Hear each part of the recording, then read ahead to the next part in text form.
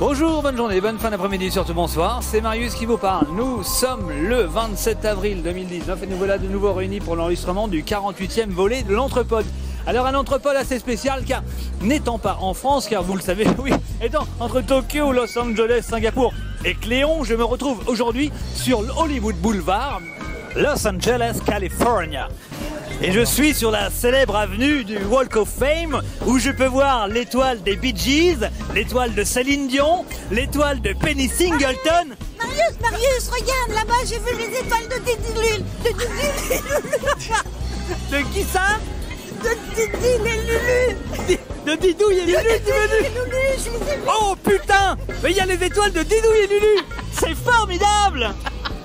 Mais c'est génial, donc il y a les étoiles de tout le monde. Alors donc là, il y a encore les étoiles de Matthew Broderick, Paul Douglas et Jerry Bott. Tout à l'heure, j'ai vu aussi l'étoile de Christophe. Je l'ai vu. Viens voir. C'est pas vrai, t'as vu l'étoile de Christophe Oui. de l'Entrepode? Si, oui, je l'ai vu. Viens. Oh putain, on y va! Mais c'est dingue, oui effectivement, il y a bien l'étoile de Christophe.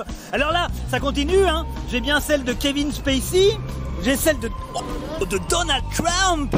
Qu'est-ce qu'il y a? Ah, écoute, j'ai vu la meilleure étoile de toutes, celle de Starlet. Viens voir. J'aimerais bien que t'arrêtes de sauter là parce que en fait c'est difficile à te suivre. Mais putain, il y a bel et bien celle de Starlet. Tu veux dire de l'Entrepode? Oui, celle-là, la meilleure. Oh putain, mais ça tombe, il y a tout l'Entrepode. Mais laissons les étoiles 30 secondes car oui, nous avons un invité aujourd'hui également. Nous avons Arthur qui est vice-président de la Friche de Lucien, donc qui va être ici pour nous parler de cette association que j'aurais bien aimé découvrir, mais que je suis pas là parce que je suis aux États-Unis. Forcément, on peut pas être partout, mon bon monsieur. Bah oui, c'est pas simple, hein, tout ça. Et il nous reste encore une étoile à vous présenter. Une étoile, la plus belle, la plus grande, la formidable, la fantastique. Alors je la cherche, George Eastman, Johnny Grant. Quoi? Dis-moi pas que c'est pas vrai. J'ai dégoûté, ça me fait une sorte de fussoir. Je vois même pas l'étoile de Nico. Bah écoute, là, tu veux dire que ces enfoirmuches d'Américains auraient oublié l'étoile de Nico? Oui, je crois. Ça me dégoûte. Ça me dégoûte de la vie. Est-ce que tu trouves qu'on joue vachement bien notre rôle là? Peut-être bien, ouais. Peut-être bien, oui quand même, hein. Bon bah écoutez les amis, on va vous laisser faire une bonne émission. On est à Hollywood Boulevard, on vous a fait un petit film en vitesse quand même. Enfin on n'a pas fait un film, on a joué une comédie quoi. Bon, je trouve que c'était pas mal. On vous souhaite une bonne émission et puis on vous dit à très bientôt. Ciao des USA. Ciao. Ciao Marius. Ciao Belle. Il a pas vu l'étoile de Nico parce qu'elle était, c'était la dans plus le ciel. grande en fait. Il Ah, était dans le ciel, dessus. c'est pour ça. Ouais, elle était dans le ciel. Parce qu'il y avait une éclipse. À tous les Une coups, c'est éclipse ça. de Navago, non? Une éclipse d'étoiles, c'est ça, t'es fous-toi de ma gueule. Et donc nous voilà de retour autour des micros. Et cette fois-ci, nous ne sommes pas dans notre studio habituel. Nous sommes invités par la Friche Lucien et donc par Arthur, ici présent. Bonjour Arthur. Bonjour Merci Arthur. Salut Arthur. Bonjour à vous. Donc Arthur qui représente donc le collectif qui a monté ce lieu culturel qu'est la Friche Lucien. Et donc on va aborder avec toi tout au cours de l'émission donc l'histoire du projet, son actualité et son avenir. Donc merci de nous accueillir, c'est vraiment sympa. Donc comme vous avez pu le voir au niveau de l'équipe, c'est assez rare pour le signaler. On est en effectif assez réduit puisque entre les congés et les absences des uns et des autres, il reste que le meilleur hein, en fait. Bah, la finalement. C'est la crème, crème de la crème. quoi. Là, Finalement, ça, Arthur, c'est bien, t'as ça. quand même la meilleure Best of the brochette. best. Voilà, c'est ça. Et là, il se demande à quoi ressemblent les autres. De toute façon, Arnaud, il rentrait pas dans le conteneur. Il est là-dessous. Moi aussi, dans un petit coin en bas, là. Ah, t'es sympa. Il est sous le caisson. Et donc, un invité, ça veut dire qu'on limite nos rubriques pour privilégier l'échange. Et ce mois-ci, donc c'est Starlet et Christophe qui vont ponctuer notre entretien. Donc Starlet qui va introduire l'émission et Christophe qui va la conclure.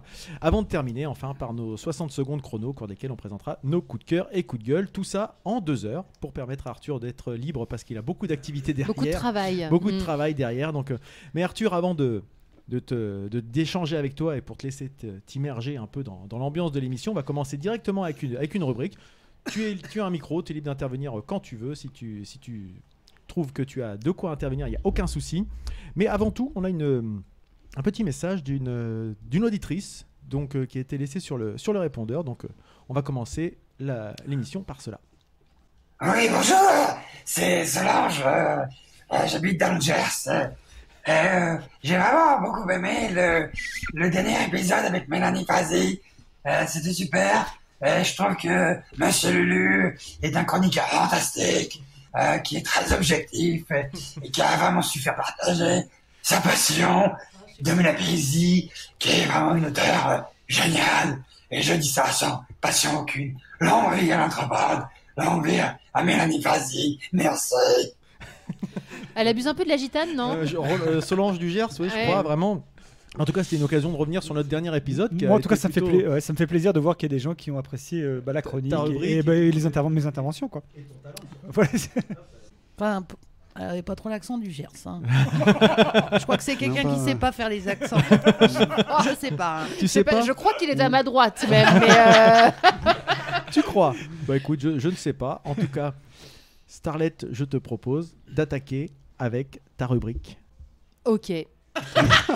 D'accord, nous pouvons commencer. Quelque chose, je le fais avec.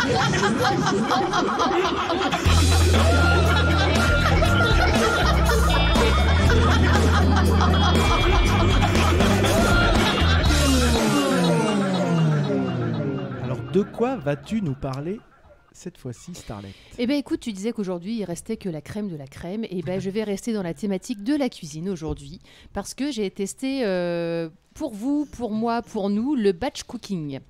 Le quoi? Le batch cooking, mais qu'est-ce à dire? Eh ben je vais vous poser quelques questions et si vous répondez favorablement à l'une de ces questions, vous êtes susceptible d'être intéressé par cette... Est-ce que c'est un lien avec Jean-Sébastien?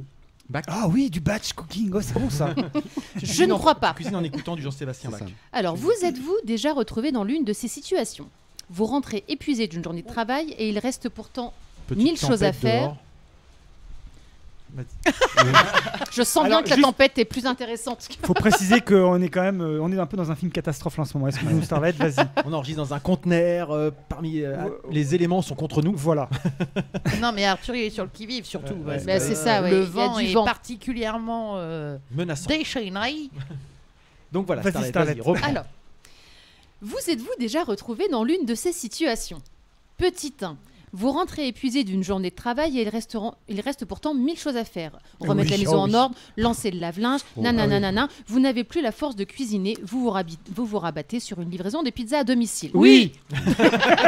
Petit 2. Ils vivent dans la même maison, hein, visiblement. Vous rentrez tard du travail, pas le temps de faire les courses le soir. En fin de semaine, le frigo est vide. Votre repas ressemble vide à pâte au beurre, fromage et tablette de chocolat. Juste pâte. Oui. Qu'est-ce que t'as foutu pendant la semaine? Vous êtes chaque soir en panne d'inspiration pour le dîner. Vous restez 5 minutes hébété devant votre frigo ouvert en vous demandant ce que vous allez bien pouvoir servir. Non. Jamais, je suis toujours très créatif, moi.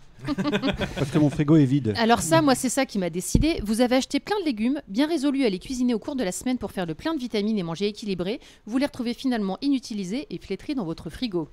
Non. Alors nous, non, c'est pas ça. Nous, Parce ce qu'on qu'on a... mange jamais de légumes. Non, Non. nous, c'est Nous, autre, on nous, a c'est autre beaucoup de chose. viande. Attends, nous, c'est autre chose. C'est que Didou, il achète des comment ça, des palettes, des trucs de beurre, vous voyez, des blocs de beurre, mais par palette de 12. Mais non, c'est 2 lots achetés, un lot gratuit. Voilà. Je prends. Mais le beurre, ça se garde ad vitam Mais aeternam. oui, le beurre, couillon c'est la pas lune. grave. D'accord. Donc on a, Oh alors là je là dis, on a là. donc 2 rayons de frigo Couillon la pris lune. par le beurre. Mais Voilà. parce que sait-on jamais. C'est très Parce que important sait-on le jamais. beurre. Mais Alors c'est vrai que le beurre, c'est très important. vous trouvez souvent des aliments périmés au fond de votre frigo ayant tendance à avoir la main lourde sur vos achats pour la semaine. C'est pas faux. Malgré votre amour de la cuisine faite maison, vous vous retrouvez à réchauffer de temps en temps une barquette au micro-ondes. Ou des, non. ou des boîtes. Non. Bon, on peut voir quand même qu'il y a quelques trucs qui vous ont fait dire oui. Oui. Oui. Voilà. Donc, eh ben, peut-être que vous pourriez tenter le batch cooking. Le batch cooking, j'ai la définition. C'est une tendance qui nous vient des pays anglophones. Il pleut même dans le conteneur. Ouais, mais c'est intimiste. Bah là, on est bien là. On est bien là. Moi, j'adore. Ouais. Je dis rien, j'adore. Je trouve ça génial. Alors, Donc, le batch cooking, c'est quoi? C'est une tendance qui nous vient des pays anglophones, qui peut se traduire par cuisine en série ou cuisine en lot. Cette tendance consiste à prendre un moment une fois par semaine et préparer en grande quantité des aliments que l'on peut conserver. Alors, j'ai fait du batch cooking. T'as fait du batch cooking Sans Ouais, savoir. quand Alors ils dis-moi. étaient petits, tous les dimanches, j'étais consacrée à faire de la bouffe pour la semaine. Et je réservais des trucs et je les congelais pour pouvoir les réchauffer. Ben voilà, c'est le principe, sauf que voilà. Eh ben c'est génial. Alors justement, Sauf que maintenant je le fais plus, j'ai la flemme. Le dimanche je dors. cette chronique est terminée. Garde ça pour la fin parce que. Non mais c'est génial, c'est super. Et j'avais tendance à cuisiner des plats familiaux, tu sais, Ouais. mijotés avec plein de légumes. Alors si Le je truc que faisais, t'attends, quoi. bah c'est ça, Mm. c'est ça. Donc en fait moi du coup je voulais tester ce truc là et puis je me suis dit pour une première je vais tester mais je vais tester accompagné d'un ouvrage dédié à ça qui s'appelle En 2 heures je cuisine. Moi j'ai pris la version light parce que tant qu'à faire on va allier les je cuisine light pour toute la semaine. Et donc du coup tu as 4 menus par saison, donc avec des produits de saison, et puis donc avec tout à la lettre en fait. Ils te font ta liste de courses, tu fais tes cool. courses le samedi et puis après donc tu restes selon ce qu'ils disent, 2 heures en cuisine le dimanche pour toute ta semaine, tous tes repas du soir en fait. C'est un peu Et donc plus tu de l'as 2 heures. testé là. J'ai fait 3 menus. Alors. Donc pendant 3 semaines, j'ai fait ça le dimanche. Donc les recettes sont très variées. En fait, ce qui est chouette dans cet ouvrage, c'est qu'il limite en fait la tâche de la liste des courses au Ouais. maximum, ce qui fait que quand tu achètes des épinards, tu vas les retrouver par exemple dans 3 repas dans ta semaine. Déjà, tu n'as pas un caddie énorme et voilà, donc ça c'est chouette. Et par contre, 2 heures pour faire tous les repas, Ouais. mon œil. Non, J'ai Faut être passé très très Un petit rapide. peu plus. non mais même très rapide, ma cuisine, je Ou la connais alors il par faut que t'aies cœur. un Je suis un peu commis habituée. pour éplucher tes Même légumes. avec, j'ai embauché Rien ma que fille l'épluche, dimanche bah pour oui. justement laver et éplucher les épinards. Ça prend 1 ligne sur le truc. Ça Dans prend la 2 vraie heures. vie, ça prend juste 2 heures en fait. Voilà. Donc 2 heures non, 4 heures plus tôt. Les recettes sont quand même bien glandées. C'est toujours, C'est varié, en c'est fait. très bon, c'est ça qui est varié. varié. En plus, oui, moi j'ai pris la version light, donc c'est des repas équilibrés. Et par contre, en fin de session cuisine, j'ai tendance à être un peu. Énervé. Faut pas Super. trop me parler en fait parce que j'en ai juste ras le cul. Ah oui, d'accord. Oh, ça 4 doit- heures de cuisine. 4 heures de m'étonne. cuisine, j'en ai marre. Au bout de 2 heures, je suis un Ouais. peu tendue quoi. Par contre, hier, tu m'as dit, c'est quand même vachement bien parce que j'ai pas à me poser la question. Ouais, voilà, tous les je soirs, vais je rentrer- regarde qu'est-ce que c'est ce soir. Alors je vais vous truc, il prendre est par déjà exemple. pris. Qu'est-ce qu'on mange ce soir chez vous? En fait, c'est du lundi au vendredi. Ah, Donc, merde. T'arrêtes, elle est pas là, donc c'est moi. vous voulez savoir ce qu'on a mangé cette semaine? Allez. Alors lundi, bon j'ai un peu triché, mais on aurait dû manger carottes râpées à l'orange en entrée avec cabillaud laqué et brocoli sauté en plat. J'aime pas. On Mardi, dirait mes enfants. on a mangé soupe de courgettes et petits pois avec des bocaux d'épinards à la florentine. Putain. Mercredi, grande salade tienne de quinoa façon marocaine. Jeudi, lasagne végétarienne donc avec des courgettes et des épinards qu'on a recyclés dedans. Et le vendredi, tu as donc recyclé. hier soir, on a mangé des penne aux courgettes et aux petits pois avec une sauce aux épinards. Ce qu'il y a, c'est que tu as des ingrédients que tu retrouves plusieurs fois dans la semaine. Oui, mais ta Voilà. préparation, elle est quand même tous les soirs. Non, non, mais j'ai c'est vrai, préparé voilà. Tout dimanche fait, t'as tout tous fait. mes repas de la semaine en fait. Ah, t'as déjà cuit T'as juste à tes faire pâtes? réchauffer. T'as cuit Ouais. tes pâtes et tout. Alors sauf Non, les les pâtes. penne- Ah ouais. Donc Les penne, tu retrouves Ça prend 10 minutes, Ouais. ça par contre. voilà, Ah, donc le oui. jeudi Non, mais soir, c'est ça. je devais Oui, mais sortir. enfin, t'as qu'à sortir les pâtes et c'est l'eau bouillante, basta. Ouais, c'est ça. C'est tout. Alors que voilà, mes courgettes étaient L'accompagnement est coupées, mes petits pois étaient cuits, ma sauce aux épinards était prête. Je l'ai sortie la veille du congélo. Ils te disent le jeudi soir sortir la sauce du congélo pour le lendemain. J'ai juste à faire cuire mes Mais- pâtes et à tout mélanger quoi. Et pourquoi tu t'emmerdes avec ça et tu achètes pas plutôt des plats tout préparés? C'est plus simple. non Putain, mais j'y avais pas pensé quoi. Non, ceci dit, je me suis dit peut-être pourquoi je passe 4 heures, c'est parce que je prends que des légumes frais. J'imagine que si je prenais des légumes surgelés, des Déjà épinards, découpés, j'aurais déjà peut-être tout gagné prêt, quand même ouais. pas mal de temps. Mm. Mais bon, je me dis que l'idée c'est quand même du coup de manger sainement, donc. Bah, ceci dit, c'est sain, hein, les légumes congelés. Oui, mais t'as quand même pas le même goût les épinards frais des épinards surgelés. Et d'un point de vue économique, Et c'est bien rentable ou justement, pas mais complètement. Alors d'un point de vue économique, c'est complètement rentable parce que comme je te disais, Déjà, tu tu gâches moins. réutilises Et puis les. tu gaspilles pas. Tu gaspilles rien du tout. Cette semaine, je suis pas retournée faire les courses. On avait tous nos repas. En plus, les quantités sont assez généreuses, donc le lendemain midi, on peut manger sur les restes de la veille. Mais parce que là, c'est que pour les soirs, mais du coup, on mange le lendemain dessus, quoi. En fait, c'est prévu dans ce livre-là pour 2 adultes et 2 adolescents. Donc, comme nos enfants sont petits et qui mangent pas grand-chose, du coup, on a pu On mange remanger quand même de dessus. plus en plus. Hein. Mais est-ce Ouais. que vous, par exemple, pour économiser justement les légumes et tout ça, par exemple, tu peux le faire en espèce de pas de sauce, mais de crème machin, et tu racles sur les tartines peut-être le Pour lendemain. le déjeuner. Sur le On pain, aurait pu pour faire déjeuner. ça avec les épluchures, par exemple. C'est Mais vrai. parce que J'ai c'est pas vrai, pensé. Parce qu'en Mm. même temps, les épluchures, si tu achètes des cochons, tu donnes les épluchures au cochon, le cochon manges le grossit, cochon. et tu manges le cochon. C'est vrai. Non, c'est mais là vrai. où je suis d'accord On est qu'au avec début, toi, Christophe. c'est quand on fait des gros plats qu'on sait que là j'ai pas me préoccupé parce que je sais que j'aurai des restes et tout ça, c'est vachement bien quand même. Par contre, tout ce que tu viens d'annoncer en 2 heures, effectivement, enfin moi Non, je suis non. pas Non, ça a pris 4 Ça heures a avec pris le 4 lion. heures. Tu restes dans ta cuisine toute l'après-midi du Le dimanche, t'as pas envie en fait. Le Ouais, week-end, Je c'est. pense que c'est dur quand même, un dimanche, 4 heures franchement, de ouais. cuisine. Oui, mais par Et contre, puis- c'est vrai que c'est plutôt pour dire les choses clairement, c'est Delphine qui est plutôt tendance à préparer à manger. Et plein de fois, tu me dis, oh, je sais pas quoi faire ce soir, j'en ai marre. Et puis finalement, quand tu vois le temps que ça te prend tous les jours de la semaine, ça te prend peut-être plus que 4 heures. Oui, que mais tu prends le peut-être que j'ai dimanche. pas envie de passer mon dimanche à faire Non, ça mais en fait. peut-être, Tu vois, mais- c'est ça qui m'a irrité. Je pense c'est que bon, tout le monde était à ses loisirs et moi je suis à ma cuisine à Non, faire j'ai la fait fin le de la semaine. repassage. Bah, pas en même temps. Ah là, ça devient intéressant. C'est maintenant que la rubrique devient intéressante. Et Explique-nous ça un peu. ce principe-là te contraint aussi à faire tes courses le samedi. C'est pas. C'est pas terrible. Il y a plus de monde. Du Franchement, coup, c'est tu pas fais génial. le matin les courses et l'après-midi la cuisine. C'est Non. un bon week-end ça. Ouais, ouais. Et du coup, tu peux pas décaler au mercredi. Pourquoi le mercredi? Ben, je t'explique. Bah, Parce que oui, du tu coup, tu es décales en tout. milieu de semaine, tu décales un petit chouille et t'achètes la fameuse machine qui te met tes aliments sous vide. Plastique, pas plastique, pas bien plastique. Ah, sale, hein. Sous vide quand même. Hein, Bah, tu- et mais tu ta gardes mach- plus longtemps tes légumes que tu auras découpés si tu veux. Oui, mais non. Déchets, machin. La réponse, c'est non. non, ça ne me. Voilà.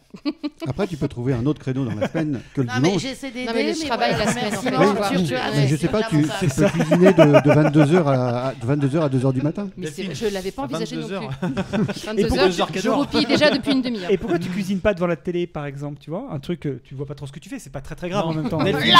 Oh, Encore une fois, Delphine. T'as envie qu'elle se coupe un bras ou C'est ma fête, quoi. Alors qu'elle nous donne des super tuyaux. C'est voilà. quoi la référence du bouquin pour nos auditeurs? Oui. Alors, ce livre donc s'appelle En 2 heures, je cuisine pour toute la semaine. C'est chez Hachette et c'est de Caroline Pessin. Voilà. Il est très bien fait. Donc, En plus, oui, Quand Alors, elle a il est bien lisé- fait. effectivement. toi, tu dis que tu as pris la version light. C'est Ouais. quoi les autres titres? Gras. non, en fait, c'est je cuisine Je pour mange du toute la gras. semaine. Voilà. c'est gras toute la semaine. Et Donc, bientôt la version ultra grave à sortir. C'est une version mode américaine pour Marius qui va Et les revenir. desserts, ils sont où là? il n'y a pas de dessert. Oh là là là là là là. C'est ça qui est bien. Quelle misère. Bah, dessert, Non, c'est c'est facile, c'est génial. fruits ou yaourt. Hein. Voilà. Bah voilà. Voilà. Donc il n'y a pas de dessert. Donc ce qui est chouette, c'est que donc t'as ta liste de courses, t'as la photo de tout ce que tu dois acheter. Des fois que tu y a des trucs, bah, sais pas trop à quoi ça si correspond. tu Tu sais pas lire. Non, mais par exemple la ciboule, si quelqu'un n'en cuisine pas, qui sache un peu la gueule que ça, a, en fait. Voilà. Après, ils te font la photo des plats que tu dois ranger au frigo, au congèle. Tu peux zioter, voir si ça ressemble à peu près ou pas. Genre là, tu dois, s'il n'y a pas de violet dans ton truc, tu peux te dire tiens, j'ai oublié les oignons rouges. Par exemple. Mais en fait, tu les congèles pas, en fait. Tu les mets au frais, quoi. Tu mets au frais pour le début de la semaine. En général, le plat du vendredi, tu le fais au congèle. D'accord. Non. Voilà. Et donc les aliments qui se périment vite, genre le poisson frais, etc. Bah tu le Tu cuisines. le fais lundi, quoi. C'est pour le lundi. Voilà. C'est Voilà. chouette, mais vraiment, je me demande si sur la durée, ça peut tenir. Quoi. Écoute, je l'ai fait 3 fois, je l'ai pas fait 3 semaines consécutives parce que effectivement, ça mettait dans un état de nerfs en fait, vraiment. Je me disais merde, mon dimanche. Et d'un autre côté, les soirées de la semaine sont quand même vachement plus sympas comme ça aussi. Donc je suis partagée. Mais peut-être que je vais peut-être me faire mes menus moi-même en fait. Du coup, tu vas te coucher plus tôt dans la semaine? C'est ça. Non, mais je vais me faire mes menus, te dire, bah, tu prépares tant de pâtes brisées, tant de sauce, tant de bolognaise, tant de, tu vois. Et puis tu t'en fais plus, tu les congèles. Et enfin, le principe me plaît. Peut-être pas sous cette forme parce qu'effectivement, c'est quand même pas mal de contraintes entre faire ses courses le samedi et. Alors, cuisiner moi, le je veux dimanche. rendre hommage à Didouille, hein, parce que Oui. c'est un peu ce qu'elle fait finalement. Tu fais un peu du batch. Ouais, c'est ce que j'expliquais. Cooking, Enfin, en en ce fait. moment, je fais plutôt de l'apéro cooking. Ça veut dire que tu prépares batch l'apéro apéro. le dimanche soir pour tous les soirs de la semaine. En fait, elle D'accord. le boit elle le le dimanche boit. soir pour toute la semaine. Elle l'évacue, elle a la semaine pour l'évacuer. Je sais pas si elle l'évacue totalement.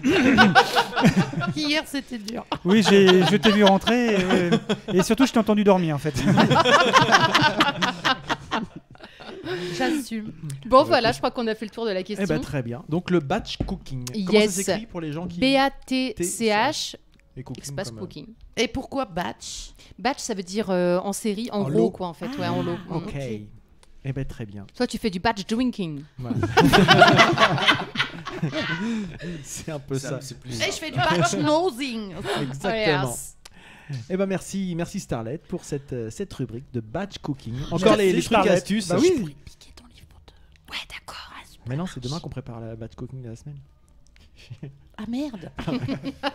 Ah, puis on a l'ambiance du Ça y est. festival. Ça y est, vous commencez Ah, puis peut-être là, à on peut entendre. peut-être ouvrir même maintenant, non? Il refait peut-être jour. C'est vrai qu'on était un peu. Il dans- fait peut-être jour. enfin, Peut-être jour. je pense que La la nuit nuit n'est n'est pas pas encore tombée. tombée. Parce qu'on était un peu dans la tempête tout à l'heure. Hop. Et ben nous avons aussi, tiens, un autre message répondeur. Nous avons beaucoup de personnes qui nous laissent des messages. Bonjour, oui c'est Marius, alors je parle très doucement parce que tout le monde dort, il est 23h10 ici, on se fait chier à aller sur le Hollywood Boulevard à chercher des étoiles à la con, alors du coup en fait on n'a plus de pied, on est mort, tout le monde pionce, hein, c'est pas un voyage, c'est un marathon, mais voilà, je voulais quand même vous souhaiter une bonne émission, vous embrasser à plus de quasiment 10 000 kilomètres et voilà, vous dire que On je lui pense manque à à vous envoyer. quand même, Oh, ouais, il est loin. Hein. que je préfère être aux États-Unis qu'être avec vous, pour être très franc, c'est un beau petit voyage, mais voilà, je voulais que vous sachiez que je pense à vous quand même et que je vous embrasse, à bientôt. Bisous, Ciao. bisous, Marius. Salut Marius. Je pense qu'il avait pas tété que du glaçon quand il a fait le Il a fait du batch drinking aussi, je crois. Tu crois, connaissant Marius, oui, ça serait pas Oh. tellement étonnant. Et ben nous allons passer maintenant à notre invité, à Arthur, après ce petit jingle.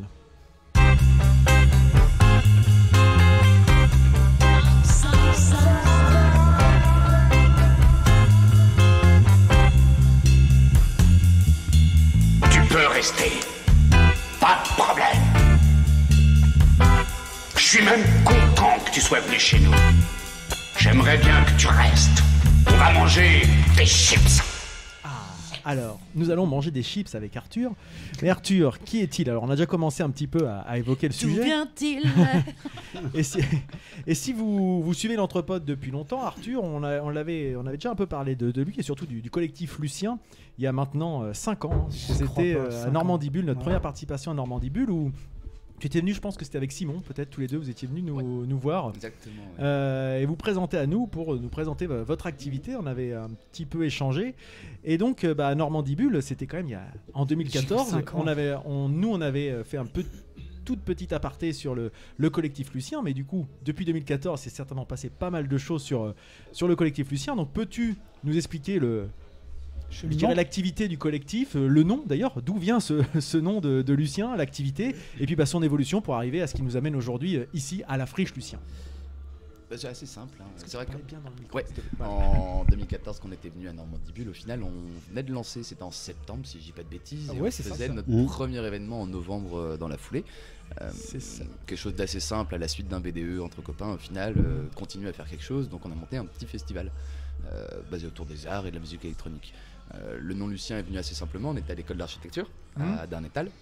Et c'était une ancienne manufacture qui était à l'époque dirigée par monsieur Lucien Fromage, qui avait inventé l'élastane qui servait dans les porte-jartelles et les bretelles. D'accord. D'où le petit mot là au troquet, là, en ce moment sur la friche. Sur les frigos. Oui. Ah oui, j'ai vu ça, j'avais Ouais. pas tilté, d'accord, ok. Bel hommage. Voilà, exactement. C'était assez facile à trouver. On s'est pas creusé la tête par des Quel années. Puis du coup, après, on a quitté l'école.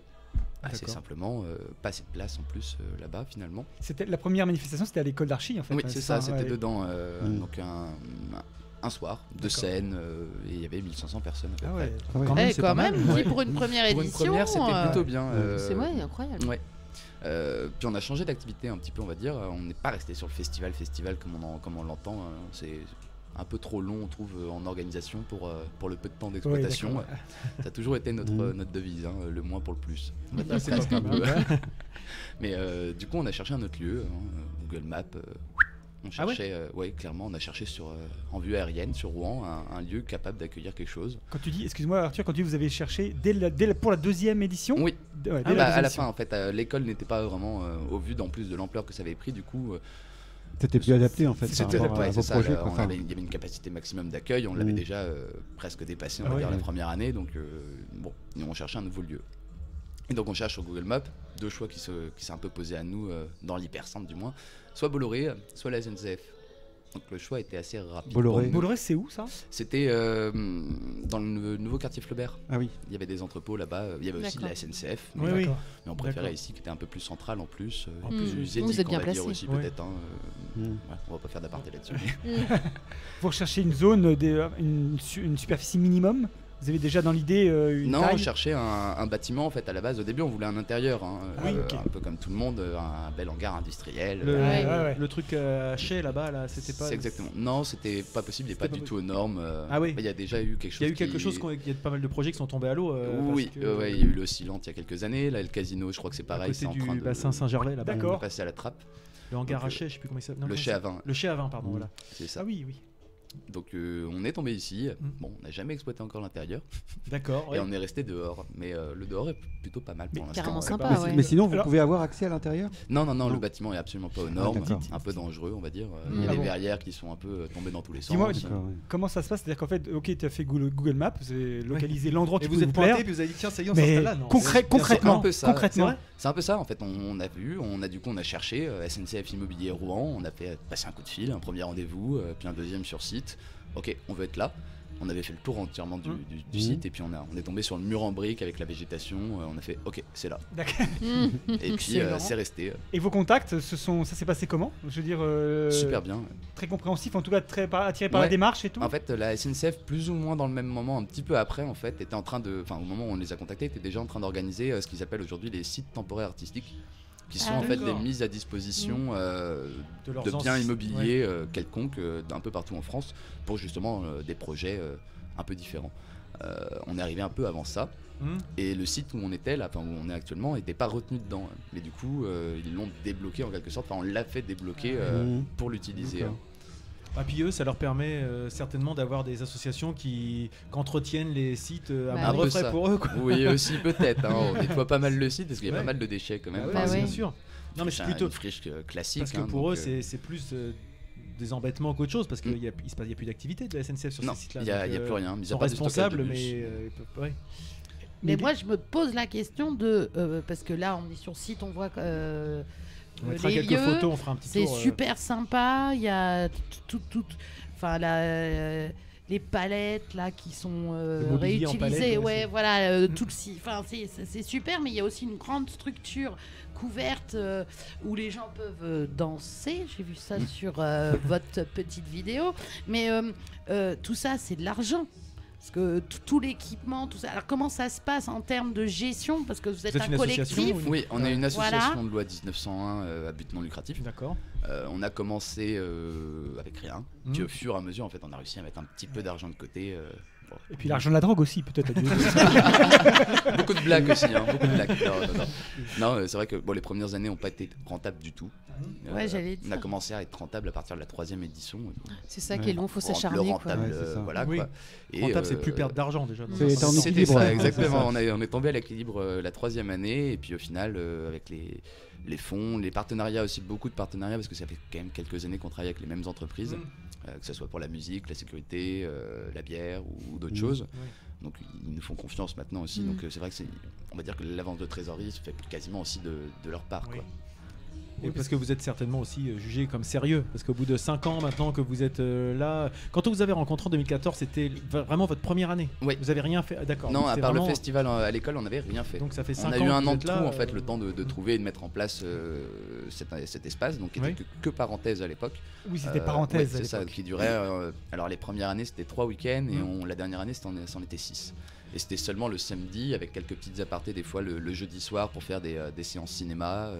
Ce genre de choses. D'accord. Et cette friche, donc la SNCF, vous la met à disposition pour encore plusieurs années parce que j'ai cru comprendre qu'il y avait un projet sur ce site. Ouais, il y a un projet de gare TGV, je crois, ou quelque chose alors comme ça. Mais... La gare TGV, on n'est pas vraiment prêt de l'avoir, je pense. D'accord. Ça, c'est pas de mon ressort, mais c'est des questions politiques de toute façon. Nous, quand on est arrivé ici, le bâtiment devait être détruit en 2024. D'accord. Pour commencer les travaux justement de la future gare. Aujourd'hui, on parle d'une destruction plus en 2034-2035. Ça vous laisse le temps de voir venir. Ça laisse de beaux jours à l'association. Oui, c'est ça. Donc il va y avoir des choses qui sont en train d'être mises en place justement par la SNCF sur ce site pour les années à venir. D'accord, ah oui, pour le... Et donc aujourd'hui, tu peux nous raconter un petit peu ce qui se passe tous les jours Oui, parce qu'on a ici, parlé sur le site. Ouais. Sur le site. On a évoqué parenthèse, mais qu'est-ce que parenthèse pour les gens qui connaissent pas forcément Rouen et toutes ces choses-là, voilà que justement le déroulé depuis le premier festival, et puis vous aviez fait aussi une géode, si je me souviens bien, à la mairie, qu'on avait évoqué des choses comme ça, enfin Oui. vos balbutiements entre guillemets, et puis maintenant quand vous arrivez à ces structures. Alors la géode c'était quelque chose quand même. On a peut-être été un peu gourmand cette fois-ci. On avait commencé. Oui, on s'était dit on va la faire nous-mêmes, ça va être bien. Bon, elle s'est écroulée. Bon, elle s'est clairement écroulée pendant le montage. Bravo les études d'archi. Ouais, il y a eu quelques petits problèmes. Mais non, on avait. C'était des erreurs de calcul, ça arrive. C'est ça. Non, mais c'est exactement ça. Des platines qui étaient pas bien angulaires, donc. Hop, elle s'est écroulée sur elle-même. Mais on avait un plan de secours et on a eu une autre géode. D'accord. On en a remonté une autre en 2017 d'ailleurs, beaucoup plus facilement. C'était pas la nôtre. Vous avez acquis de l'expérience, vous êtes rendu compte de ce qu'il fallait faire ou pas, quoi. C'est ça, bon, on en a eu souvent des petits problèmes comme ça, on va dire. Mais tu me dirais que vous n'avez pas eu de problème, on aurait du mal à vous croire. Oui, puis ce serait pas marrant à un moment. Ce qui fait, c'est ça qui est bien. Mais non, du coup, parenthèse, en fait, c'était vraiment le culturel, mais très éphémère, du coup, 6 week-ends, enfin 6 jours d'ouverture, de 6 à 10 jours d'ouverture, en quelque sorte, où il y allait avoir des conférences, cinéma en plein air, de la musique, des artistes exposés, du théâtre, des fois. Ça dépendait vraiment des années, des jours, c'était assez variant. Et on est arrivé du constat que 6 semaines c'était un peu court, enfin 6 samedis c'était très court par rapport au temps qu'on mettait de préparation, d'installation, c'est toujours ça le plus égale moins un peu. Donc on a eu envie de changer, et puis nous ça collait à peu près à la bonne période aussi pour nous pour pouvoir le faire. Donc on est arrivé sur 6 mois, ouverture à temps plein. Oui, de 6 à 6, mais c'est pas, comptant en mois et plus en semaine. C'est ça. Et on ouvre du coup 5 jours par semaine pour vraiment proposer quelque chose de beaucoup plus complet et plus efficace pour nous aussi, avec des installations un peu plus fixes, ce qui nous permet de faire ça. On n'aurait pas pu le faire l'année d'avant, il n'y avait pas d'espace fermé. D'accord. Et en fait, donc le concept c'est quoi? Du coup, on est arrivé à quoi aujourd'hui? C'est un lieu culturel en fait, assez simple on va dire dans la forme, mais où il va se passer des choses différentes. Tous les jours ça change, principalement quand même beaucoup de musique. Le vendredi c'est des concerts en acoustique, alors ça tourne autour du rap, du rock, du blues, du jazz, etc., etc. Ça change assez régulièrement, tous les vendredis ça change même d'ailleurs. Et le samedi en fait reste Parenthèse. Donc Parenthèse est devenue une entité en fait de la friche. D'accord. Donc aujourd'hui on est dans le premier épisode de Parenthèse. C'est ça, le deuxième épisode. Il y a déjà eu un samedi la semaine dernière. Il y aura donc toujours les 6 week-ends Parenthèse au là il y en a 22. Oui, d'accord, donc c'est tous les week-ends. En fait, le samedi reste Parenthèse, c'est l'entité qui nous a un peu fait vraiment connaître, qui nous a lancé. Donc on n'allait pas la supprimer et changer complètement l'identité de ça. Donc ça nous permettait aussi de garder les personnes qui connaissaient ce lieu et de l'inclure dedans. Et en termes de programmation musicale, vous avez réussi à trouver donc 22 week-ends à occuper musicalement, c'est-à-dire qu'à la fois dans les thématiques du vendredi et dans l'électro du samedi, on va dire. Tous les samedis ont été complets assez facilement. Les vendredis aussi. Alors, on a arrêté en fait de bloquer la programmation pour garder un petit peu de place et de voir en fait qu'est-ce qui marche le mieux, comment ça se déroule, etc. Donc là, pour l'instant, on a bloqué jusqu'à mi-juillet. D'accord. Mais on avait fait un appel sur Facebook, quelque chose d'assez simple. Et en fait, on a reçu beaucoup trop de mails. C'est des artistes locaux? Ouais, principalement. Il y a quelques. Et tu connais Kenkyu? Moi, j'ai pris mes CD, je vais te. Ça m'étonne pas en fait. Ça ne m'étonne pas qu'il y ait eu beaucoup de réponses. Parce qu'en fait, quand on parlait du nombre de scènes locales, justement du manque de scènes locales où les artistes peuvent s'exprimer, du coup, je pense que c'est typiquement ce genre d'endroit où les artistes peuvent se dire c'est l'occasion rêvée pour y aller, quoi. Nous, on nous a beaucoup aidé quand on nous a lancé. Donc aujourd'hui, c'est un peu essayer d'aider les personnes aussi à se lancer, proposer quelque chose où ils peuvent venir s'exprimer, que ce soit sur la musique ou sur d'autres choses, pour les collectifs de danse, une petite troupe de théâtre, un graffeur qui a envie de graffer, ou ainsi de suite. D'accord, c'est quand même c'est très varié. Oui, dis-le, pardon. On revient juste 2 secondes à ce qu'on disait avant sur la géolocalisation, parce que là on ne l'a pas dit pour les auditeurs et pour nos amis qui nous écoutent. Vous êtes situé pas loin donc du Conseil Général. Départemental, s'il te plaît. Pardon, Conseil départemental, juste en face. Des archives. Donc on est rive gauche, c'est très facile d'accès. Oui, près des quais, pas très loin des quais. Oui. Exactement, pas très loin des quais. Donc c'est juste. Il y a un pont à traverser à partir de la rue de la République. C'est ça, Et donc, si vous voulez éviter les gilets jaunes, vous venez là parce que vous passerez un super moment. Exactement. Pour le samedi. Quel est le public? Qui vient ici? Alors, Ce qu'on voulait faire aussi avec ce lieu, c'est qu'on avait une clientèle avant qui était assez jeune, assez étudiante, du fait de notre âge aussi à l'époque. Oui. On touchait principalement ces personnes-là et on voulait un peu changer aussi.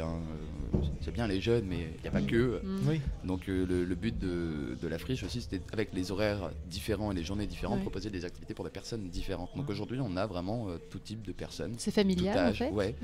Dimanche, il y avait la chasse aux œufs. Alors il y avait une petite centaine d'enfants qui couraient partout sur le site. Hier soir, vu que c'était un concert, alors c'était batterie et synthé. Quelque chose d'un peu électro-pop, rock.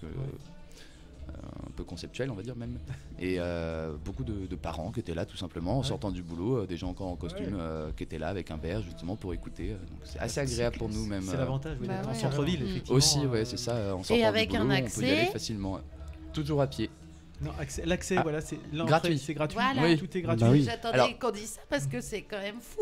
Vous pourriez demander une participation. Le samedi, non, il n'y a pas Oui, une. on le demande samedi. juste une participation le samedi, en C'est fait, ça. comme les années d'avant, à partir de 18h, qui est de 2 euros. Parce que le Oui. samedi, il y a des. Ah oui, ça Oui. pique. Ouais. 2 euros. Parce que le samedi, il y a quand même beaucoup Oh de là frais là. qui sont engendrés supplémentaires Ouais. Bah, vous avez des- en termes de sécurité, Bien sûr. d'artistes, de programmation, de défraiement, etc. Et donc c'est quand même pas la buvette qui couvre tous les frais que Si. vous avez, c'est vrai. Bah, généralement, c'est. Les Rouennais boivent beaucoup. Hein. Ouais. Ouais. Mais la buvette est en festival, Ah non, c'est mais- un des points qui permet d'être Oui. rentable en fait. C'est ça. La buvette et l'alimentation, j'imagine Oui. aussi. Oui. Enfin, les deux cumulés. Oui, non oui, même si ça reste principalement quand même la buvette. Bien Ah sûr. ouais, Ouais. dis. Ouais. Ouais, c'est un point. Ça fait combien, ça représente combien de personnes qui travaillent ici? Alors, Attends, en équivalent temps plein, que ça soit, enfin, ou des bénévoles Alors, ou des choses comme ça. nous, pour on qu'on est ait 5 stagiaires à plein temps là pour cette année, donc pendant les 6 mois. Et on va dire que ça représenterait une dizaine, quinzaine d'emplois à plein temps quasiment. D'accord. Si on quand même. devait. Parce qu'on a en tout, on est une bonne centaine de bénévoles. Ah oui. C'est pour Ah les oui, 6 mois. ouais, Alors ouais. pour l'instant, tout le monde n'est pas encore là. On en a une bonne vingtaine en ce moment d'actifs à plein temps. Enfin, à plein temps. Quand ils peuvent, Oui. hein, évidemment. Ouais, bah ils ont, oui. tout le monde a ses activités. Et puis après, ça va être des nouveaux. Ça va avoir un roulement qui va se prendre. Ah, mais c'est une organisation, quoi. Effectivement, c'est pas. Du coup, par rapport à l'organisation qu'il faut pour mettre en place les 6 mois de présence de la friche, c'est à travailler à plein temps ces 6 mois d'organisation, ou est-ce que c'est à combiner avec un autre travail, avec un emploi? Comment vous goupillez ça en fait? Nous, on a eu la chance, on va dire, qu'on est tombé à la bonne période justement pour ce projet-là. C'est pour ça qu'on l'a fait maintenant. Moi, j'étais en train de finir mes études. Il m'en reste encore un petit peu à finir, que je finisse ça après la friche justement, pour reprendre pour l'année prochaine la deuxième saison, on espère. Oui. Moi, j'ai un de mes collègues du coup qui travaille à Paname, à Paris. Et c'est vrai qu'on fait ça, en fait, on fait ça après les cours, ou pendant même le travail ou les cours, à droite à gauche. C'est beaucoup de coups de fil en fait, des coups de fil et des mails, après quelques rendez-vous aussi évidemment, mais sinon beaucoup de mails et de téléphone. Donc, Les journées sont bien remplies, quoi. oui, assez souvent. Certainement. Et en termes de communication, est-ce que pour faire venir les gens, pour que les gens sachent qui est la friche Lucien, que le lieu est ici, comment vous y êtes pris? Simplement par Facebook. Facebook, Ouais. uniquement? Ouais, Ah Facebook ouais, et tu Instagram. Mais ça marche très bien parce que, enfin, je t'interromps. Ouais, pas de souci. J'en ai discuté hier soir avec ma fille qui a 19 ans et elle a déjà entendu parler de ça et elle compte venir donc. Et donc ça veut dire que ça fonctionne en tout cas. Oui, complètement. Ouais. En fait, on a aussi cette démarche un peu éco-responsable quand même au maximum, même pour le site. Réemploi de matériaux, pas de déchets verts ou plastiques. Et du coup, le but était pour nous interdit de faire des flyers ou des affiches. Oui, c'est ça.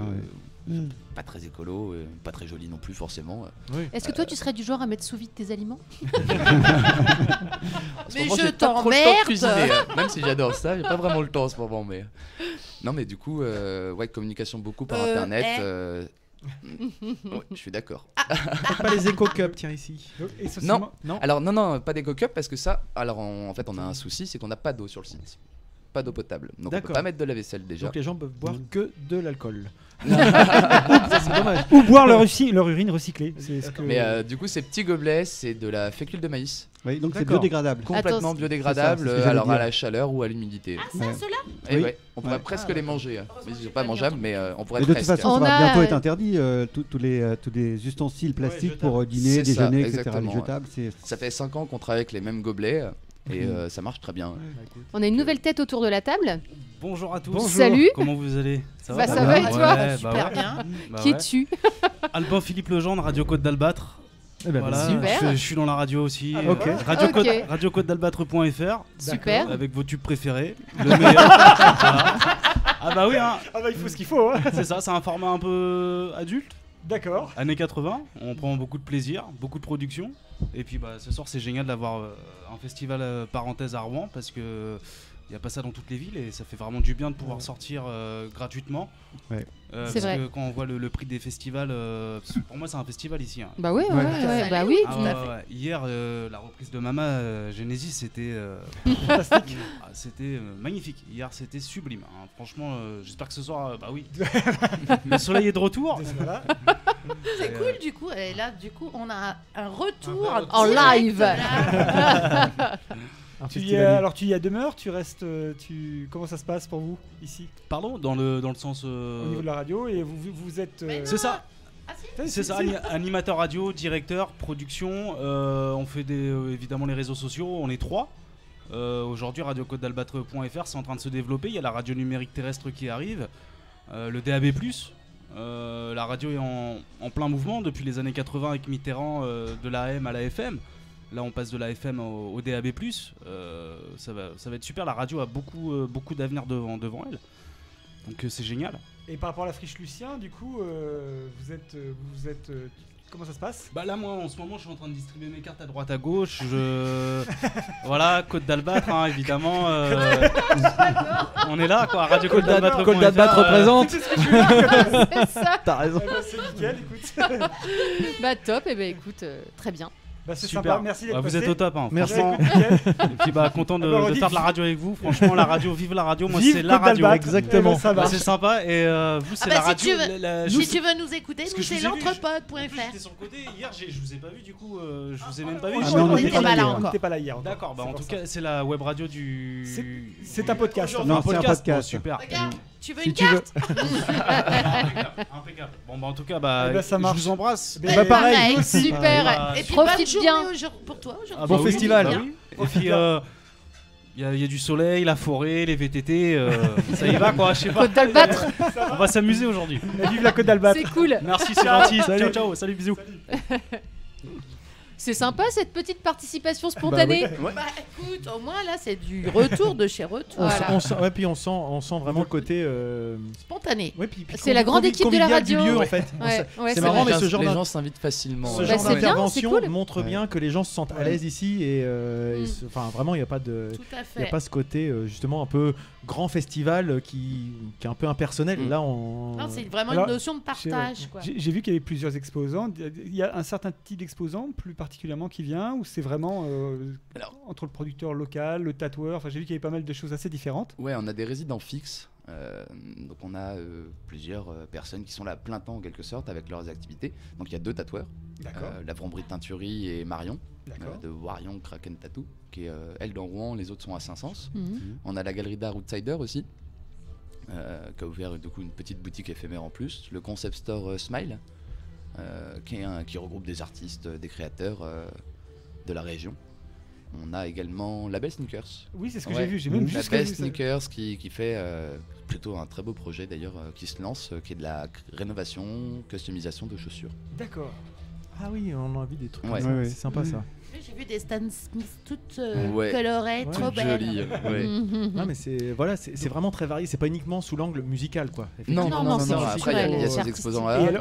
Et eux ils sont là pour 6 mois par contre. Oui, voilà, c'est ça. C'est les mêmes pendant les 6 mois. Oui, ils sont installés fixement. Après il va y avoir des exposants un peu plus particuliers les dimanches, le vendredi. Ça dépend des jours en fait. Là dimanche il y a une grande friperie. Un vide dressing géant, pardon, pas friperie. D'accord. Donc dimanche demain. Ouais. D'accord. Exactement, de 14h à 20h, je crois qu'il y a une centaine d'exposants en tout. D'accord. Ouais. Il y aura une grande vente de plantes géantes aussi, c'est une asso parisienne ça. Pareil, alors tout ça, est-ce que c'est le même principe, c'est-à-dire que je vous avais envoyé sur Facebook un appel aux exposants, voilà, c'est toujours sur le même système. Et après vous gérez comment l'afflux et l'organisation sur place, les stands, etc. Alors là pour les conteneurs, on a fait premier arrivé, premier servi un peu. Ah, vous avez un nombre limité de conteneurs? Ouais, c'est ça, on pouvait pas. On en a déjà rajouté beaucoup. À la base, on devait en avoir que 6 pour les exposants. Au final, on en a 14. Ah oui. Oui, 14. Donc ça fait déjà un... Ouais, 14. Est-ce qu'il y a des spectacles style théâtre de rue ou art vivant, des choses comme ça? Il va y en avoir un peu tout le temps. Du théâtre classique, de la danse de rue, du hip-hop... vraiment plein de choses. En fait, ça dépend. Même moi, je connais pas tout le programme parce qu'en fait, sur 6 mois, là, mais non, ça change tout le temps, en fait, tout le temps. Donc un jeudi, il va y avoir du théâtre. Le jeudi d'après, ça va être de la danse. Il va y avoir des cours de cuisine, des cours d'onologie aussi. C'est vrai qu'on a eu la chance que les gens ont proposé eux-mêmes leur activité. En fait, et ça continue d'arriver. Donc, comme quoi, il y a une vraie demande en fait. Il y a un vrai besoin. Et comment vous faites votre choix justement par rapport à toutes ces demandes? Est-ce que c'est les premiers servis? Non, on essaye de ne pas faire le choix. Alors sur la musique, c'est compliqué parce que c'est des créneaux vraiment plus distincts, mais surtout ce que les exposants, par contre, ça on essaye de prendre vraiment un maximum de personnes. D'accord. À partir du moment où le projet est cohérent, que ça vient pas de faire de la nourriture ou de l'alcool, parce que ça c'est pas possible de mêler plusieurs activités là-dessus. Mais sinon, non.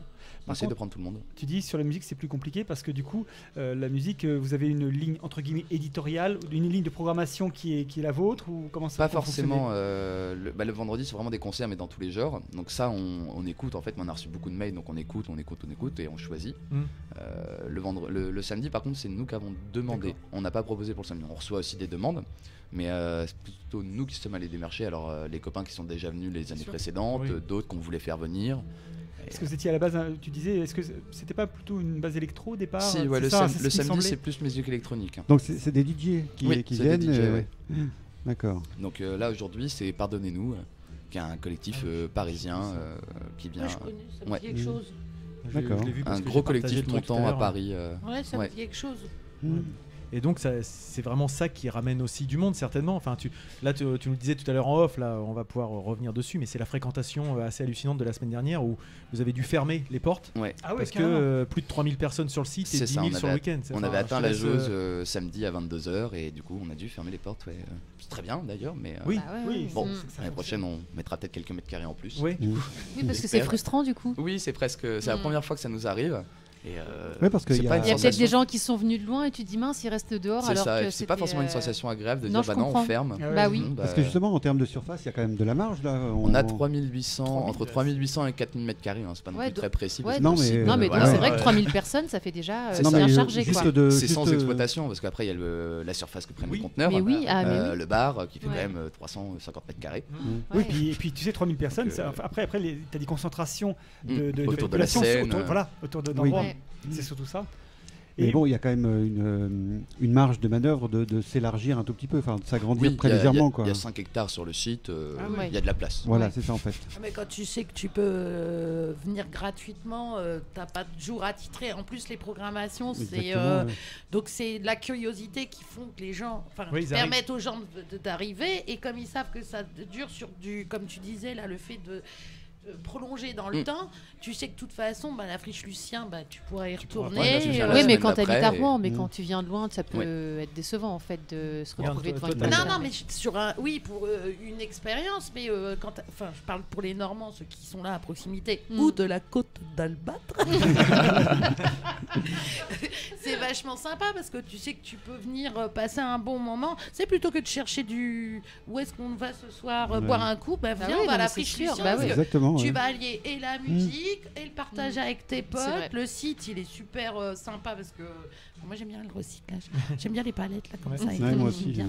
Et parce que Didou il disait tu peux y aller un soir, mais justement les horaires et les ouvertures, ça se passe comment? Voilà. On avait fixé des horaires, ce que je disais tout à l'heure, toujours, mais on a fixé des horaires pour l'instant qui sont mercredi 14-20, plus dédiés aux enfants et tout ça. Le jeudi 17-22, 17 minuit le vendredi, 14h-1h le samedi et 14-20h le dimanche. Ça c'était sur la base théorique. Sur le papier. Ouais exactement, voilà. Maintenant qu'on a ouvert, on va voir un peu les différentes affluences les journées. Et ce que je disais tout à l'heure, c'est que le mercredi au final 14h-20h c'est pas forcément l'idéal.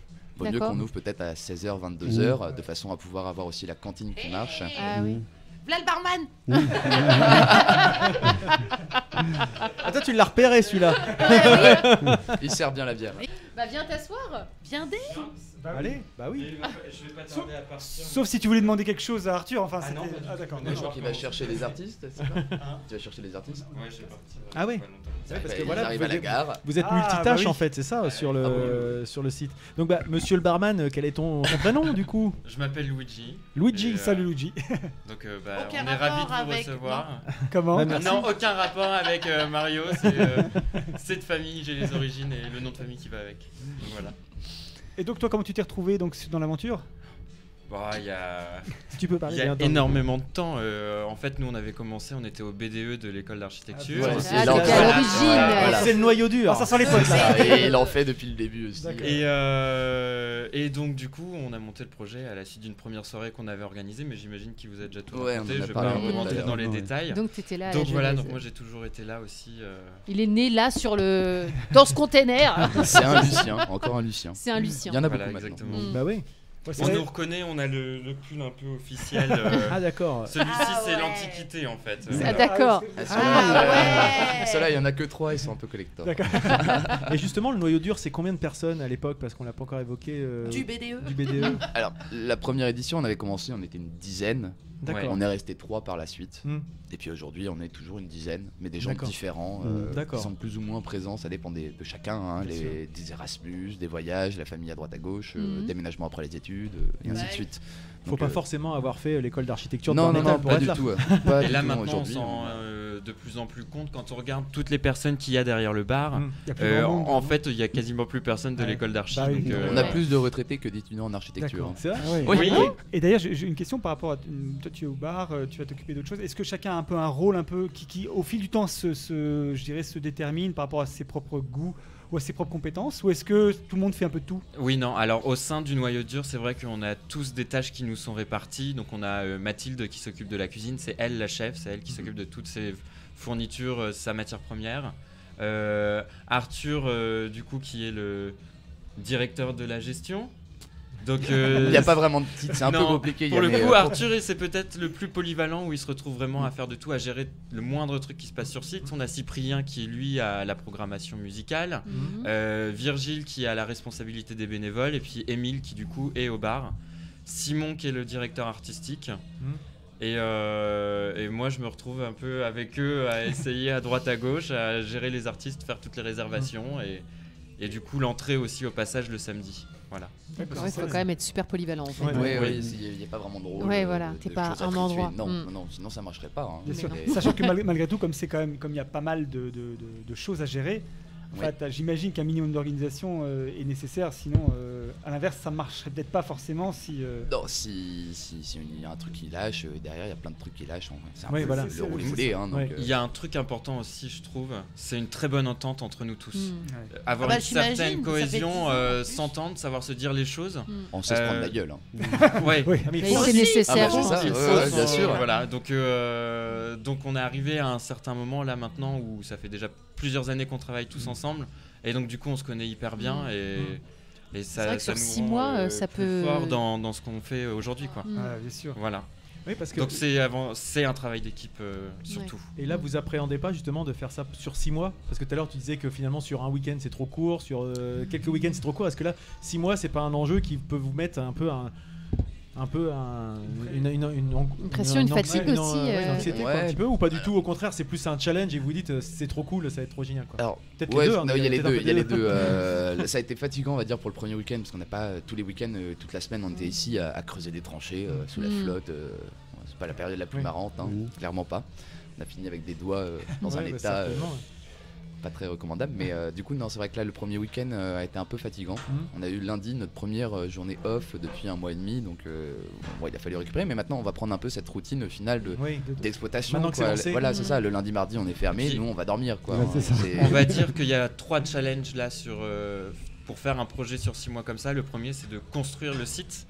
Donc je pense qu'on l'a réussi pour le moment. Voilà, d'ailleurs le mobilier là en palette recyclée ou les chaises et tout ça, c'est vous êtes à l'origine de ça? Il y en a de nous et en fait on a fait pour tout le site on a fait quand même appel à pas mal de copains qui sont venus nous aider, mais aussi à d'autres assos avec qui on travaille qui sont malheureusement ou heureusement j'en sais rien, issus aussi de l'école d'architecture, ces deux-là.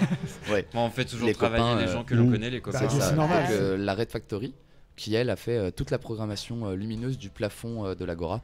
Donc il y a en fait 36 ampoules qui sont complètement indépendantes et qui clignotent un peu dans tous les sens. On peut faire un peu tout ce qu'on veut avec, plus l'enseigne Lucien, des bar LED et ainsi de suite. Et j'adore. Moi aussi. Alors celle-là est pas programmée. D'accord. Mais ça c'est une enseigne lumineuse pour qu'on soit bien visible depuis l'espace public. C'est ça. C'est vraiment celles qui sont sous l'Agora où ça pulse un peu dans tous les sens. Et le Presse Cervelle. Qui eux sont aussi des copains mais qui sont plus dans la scénographie et donc ils s'occupaient de tout le mobilier, les cendriers, la cité des gobelets, les poubelles, petites choses qu'on n'aurait pas eu le temps de faire en fait toutes et qui les font que le site est bien. Finalement, oui, on a fait beaucoup. C'est une multitude d'associations qui travaillent un petit peu ici. C'est ça, finalement, c'est vous qui êtes un peu la figure de proue, la gestion de chantier, on va dire en quelque sorte pendant un mois et puis après la gestion du site, mais après c'est les copains aussi qui viennent aider et ça on les remercie encore et encore parce que sans eux quand ils sortent du boulot et qu'ils viennent après le boulot alors ils portent des palettes, ils installent des palettes. Non mais c'est bien parce que souvent on voit que quand on est que festivalier, on peut voir que le côté glamour du truc, c'est-à-dire le côté c'est sympa, vous voyez des artistes, on voit des machins. C'est pas toujours glamour. C'est bien aussi d'avoir aussi ce côté justement où tu mets les mains dans le cambouis et puis tu galères pendant des semaines avant que ça se passe quoi. Oui, Didouille. Moi, il a dit Didouille. Juste une petite question. Est-ce que vous avez prévu quelque chose en lien avec les événements qui vont avoir lieu à Rouen ? Je sais pas, je pense à l'Armada par exemple, ou à la fête de la musique le 21 juin, des choses comme ça. Est-ce qu'il y a des interactions avec ces deux événements ? Évidemment. Alors pour l'Armada, c'est un peu compliqué. On est fermé. Décision préfectorale, il n'y a pas assez de forces de l'ordre disponibles, enfin ils veulent pas prendre le risque d'avoir un autre lieu où il y a une grande capacité d'accueil. Il y a la Coupe du Monde féminine de football au Havre, donc il y a déjà pas mal de forces de l'ordre là-bas, plus l'Armada, donc ils n'ont pas voulu. D'accord. Donc pendant les 10 jours d'Armada, vous êtes fermé. On est complètement fermé. 10 jours, d'accord. Par contre, après, tout ce qui est fête de la musique, évidemment, ça sera une grosse fête ici. J'imagine, c'est ça. On va refaire la rediffusion aussi de tous les matchs de la Coupe du Monde féminine de football. D'accord. Sauf pendant l'Armada, quand on est fermé. Forcément. Il y a aussi du rugby, il me semble. Donc il y aura les écrans géants, il y aura des cinémas tous les mercredis, enfin quelques mercredis. Donc non, on est assez en fonction de l'actualité quand même. Vous n'êtes pas en vase clos, quoi. Vous êtes en interaction avec la ville, c'est ça aussi qui est bien, quoi. Et puis l'idée, c'est que là, aujourd'hui, le village vive pendant les 6 mois. C'est-à-dire qu'aujourd'hui, on fait la photo le 29 septembre, le jour de la fermeture. Le village a évolué. Il y a des choses qui ont été apportées et on sent que des choses il va y avoir des intervenants supplémentaires. La vente de plantes, ça va mettre des plantes partout. On va en garder, je pense, pas mal aussi. Enfin, on espère pour pouvoir en mettre vraiment partout, que ça devienne une petite jungle. Carrément. Mais ce que tu viens d'évoquer comme mot, Luigi, le côté village, c'est vraiment ce qu'on ressent en fait. C'est marrant. Finalement, c'est pas un festival, ça sent plus le côté village que le côté festival. C'était l'intention, avoir un petit village dans la ville, mais où on n'entend pas la ville. Oui, c'est ça. On s'est fait vraiment la réflexion cette année, encore plus qu'avant, où on était vraiment dans notre petite concombre, dans notre bulle, pas de bagnole, on voit rien. Comme si on était dans la campagne, quoi. C'est un petit côté esprit, assez. Et c'est quelque chose mondialiste, reclus. C'est ça. Mais pas, dans le bon sens du terme, en fait. C'est pas forcément le côté politique, etc. C'est vraiment le côté on vit. D'ailleurs, c'est le nom de votre premier événement, c'était Parenthèse. On a vraiment que c'est une parenthèse dans la ville, en fait, dans le temps. C'était exactement ça. Ce côté-là où. Le côté hyper centré et en même temps, tu n'avais pas l'impression d'être. Et est-ce que la ville a essayé de s'approcher de vous pour récupération politique. Voilà. Pourquoi récupération? Non, on travaille avec la ville, avec tous les services de la ville, évidemment. Parce qu'on est obligé, évidemment. En fait, on va plutôt dire que c'est nous qui nous sommes rapprochés de la ville pour avoir toutes les autorisations nécessaires. C'est ça, en fait. Oui, mais ça, oui, d'accord. Voilà. Récupérez-nous, s'il vous plaît. Non. On n'en peut plus. On est apolitique sur le projet, donc on ne prend absolument aucune part là-dessus et on ne souhaite absolument pas que la mairie, la métropole ou quoi que ce soit essaye de s'approprier la chose. Non, mais je disais ça. Voilà. Je disais ça par rapport au festival d'Évreux, au festival dans tous ses états. Au départ, c'était quand même une asso. Il y a eu un gros souci et c'est pour ça. Non, mais là où tu as raison, c'est qu'après, sans parler sans aspect politique, la ville pourrait être intéressée par la démarche, par le fait que ça ramène du monde, ça on le niera pas. Et derrière, après créer, voire créer des liens plus. Politiquement, je vous dirais tout simplement que c'est impossible parce que nous tous, on a tous des avis politiques totalement différents. Donc il ne sera jamais question de prendre position. Non, c'est pas du tout le but. Au contraire, non, de toute façon, et nous, c'est de travailler avec les gens qui sont en poste actuellement et de travailler aussi avec les prochains. Pour pouvoir réaménager vos horaires, vous allez devoir en passer par la ville, j'imagine, en termes d'autorisation, etc. Non, pas forcément. C'est la préfecture. C'est la préfecture. Non, mais même pas, parce qu'on est complètement indépendant. Donc vous avez une liberté sur les amplitudes horaires. En fait, on est comme un bar. C'est-à-dire qu'un bar, normalement, il a le droit de fermer à 2h du matin. on pourrait fermer jusqu'à 2h du matin. Sauf que vous avez des spectacles et de la musique, donc au niveau sonore, ça vous impose quand même à partir de telle heure. C'est ça. Et puis du coup de travailler avec les associations de quartier, la mairie annexe de Saint-Sever. Il y a eu pas mal de rendez-vous avec les voisins aussi. Oui, vous préparez ça. Les concertations de voisinage, voilà. Et ça s'est bien passé, vous avez trouvé des accords qui ont permis vraiment de... bien sûr. Bon, il y a toujours évidemment bien sûr. Réfractaires, il y en a toujours. Non, parce que ce genre de projet-là, c'est énormément le de projet voisins quand même dans qui viennent l'ensemble très bien accepté justement et qui nous encouragent et qui sont ravis qu'il y ait quelque chose qui se passe ici. Une des voisines qui était réfractaire au début aujourd'hui veut venir faire avec sa fanfare se produire ici. Non mais c'est d'intégrer les gens dans la démarche quoi. Du coup, ça me fait penser, c'est encore autre chose, mais le Hellfest par exemple avait une démarche d'intégration très forte de Clisson en fait et des habitants. Et rien qu'à voir les bénévoles aujourd'hui qui sont au Hellfest, c'est des habitants de Clisson, c'est vraiment, on y trouve plein de retraités. Enfin, il y avait vraiment une intégration très forte. Et aujourd'hui, le Hellfest, en gros, le Hellfest sans Clisson, il le ferait pas ailleurs. Il le ferait pas ailleurs. Et d'ailleurs, c'est intéressant dans la démarche. Maintenant, aurait perdu son truc. Et c'est vrai que c'est ça quand tu deviens un incontournable en fait. C'est un peu l'idée. Je sais pas si c'est votre but de devenir un incontournable du quartier Saint-Sever, mais faire déjà ce qui nous plaît. Déjà, c'est bien principalement. Non mais c'est pour ça déjà. Si un jour on arrive à en vivre, c'est bien. Désolé, il faut que je vous abandonne. Il n'y a pas de problème. Merci Luigi. Merci à vous. Bon courage. Merci d'être là. Et puis on va se revoir. Passez une bonne journée. Oui, ça se passe au bien. bar. Il reste au bar à bar. Vous passerez en prendre une tout à l'heure. À tout à l'heure. Oui, parce que là, tu parlais, c'est intéressant ce que tu dis, Arthur. C'est aujourd'hui, vous êtes dans le moment présent. Donc, l'idée, c'est vraiment de faire tourner, que ça marche bien. Mais est-ce que vous projetez parfois un peu sur la pérennité du lieu, de l'événement ? Un jour de réussir là, on va monter normalement l'entreprise en quelque sorte l'année prochaine. Pas pour la friche. Ce lieu, on veut vraiment le garder en associatif, justement pour qu'il soit gratuit et tout ça, et pas avoir les charges salariales qui viennent trop peser sur le projet. Parce qu'il faudrait quand même du coup 10-15 emplois quasiment à plein temps, donc ce serait pas viable financièrement. Et on vous imposerait en plus des normes de sécurité. Sûrement. Mais qu'il y en a quand même déjà, je pense. Oui, non, mais il y en a déjà, mais peut-être. Mais il y aura peut-être quelques petites réglementations un peu plus supplémentaires. Donc non, le projet ici va vraiment rester en associatif. Nous derrière, ça va être sur tout ce qui va être prestations qu'on fait déjà un petit peu, mais qu'on n'a pas le temps de faire justement en étant à droite à gauche en train de faire d'autres choses. Donc là, le but, ça va être faire prestations publiques, privées, scénographie, événementielle, etc. Après, on a d'autres projets en cours aussi. On fait partie du groupement pour le 105 sur les quais. Le hangar là-bas. Le nouveau hangar qui est prévu donc, pour 2021-2022, où on a un espace fixe de 800 mètres carrés. Un bel espace. Pour faire quoi du coup culturel aussi Culturel également, un peu sur le même principe qu'ici, mais un peu différent quand même. Avec des résidences d'artistes vraiment plus fixes, quelque chose d'un peu plus conceptuel encore. D'accord. Où là, donc, on a 300 mètres carrés à peu près intérieur et on aurait 500 mètres carrés de terrasse en rooftop avec vue sur la cathédrale.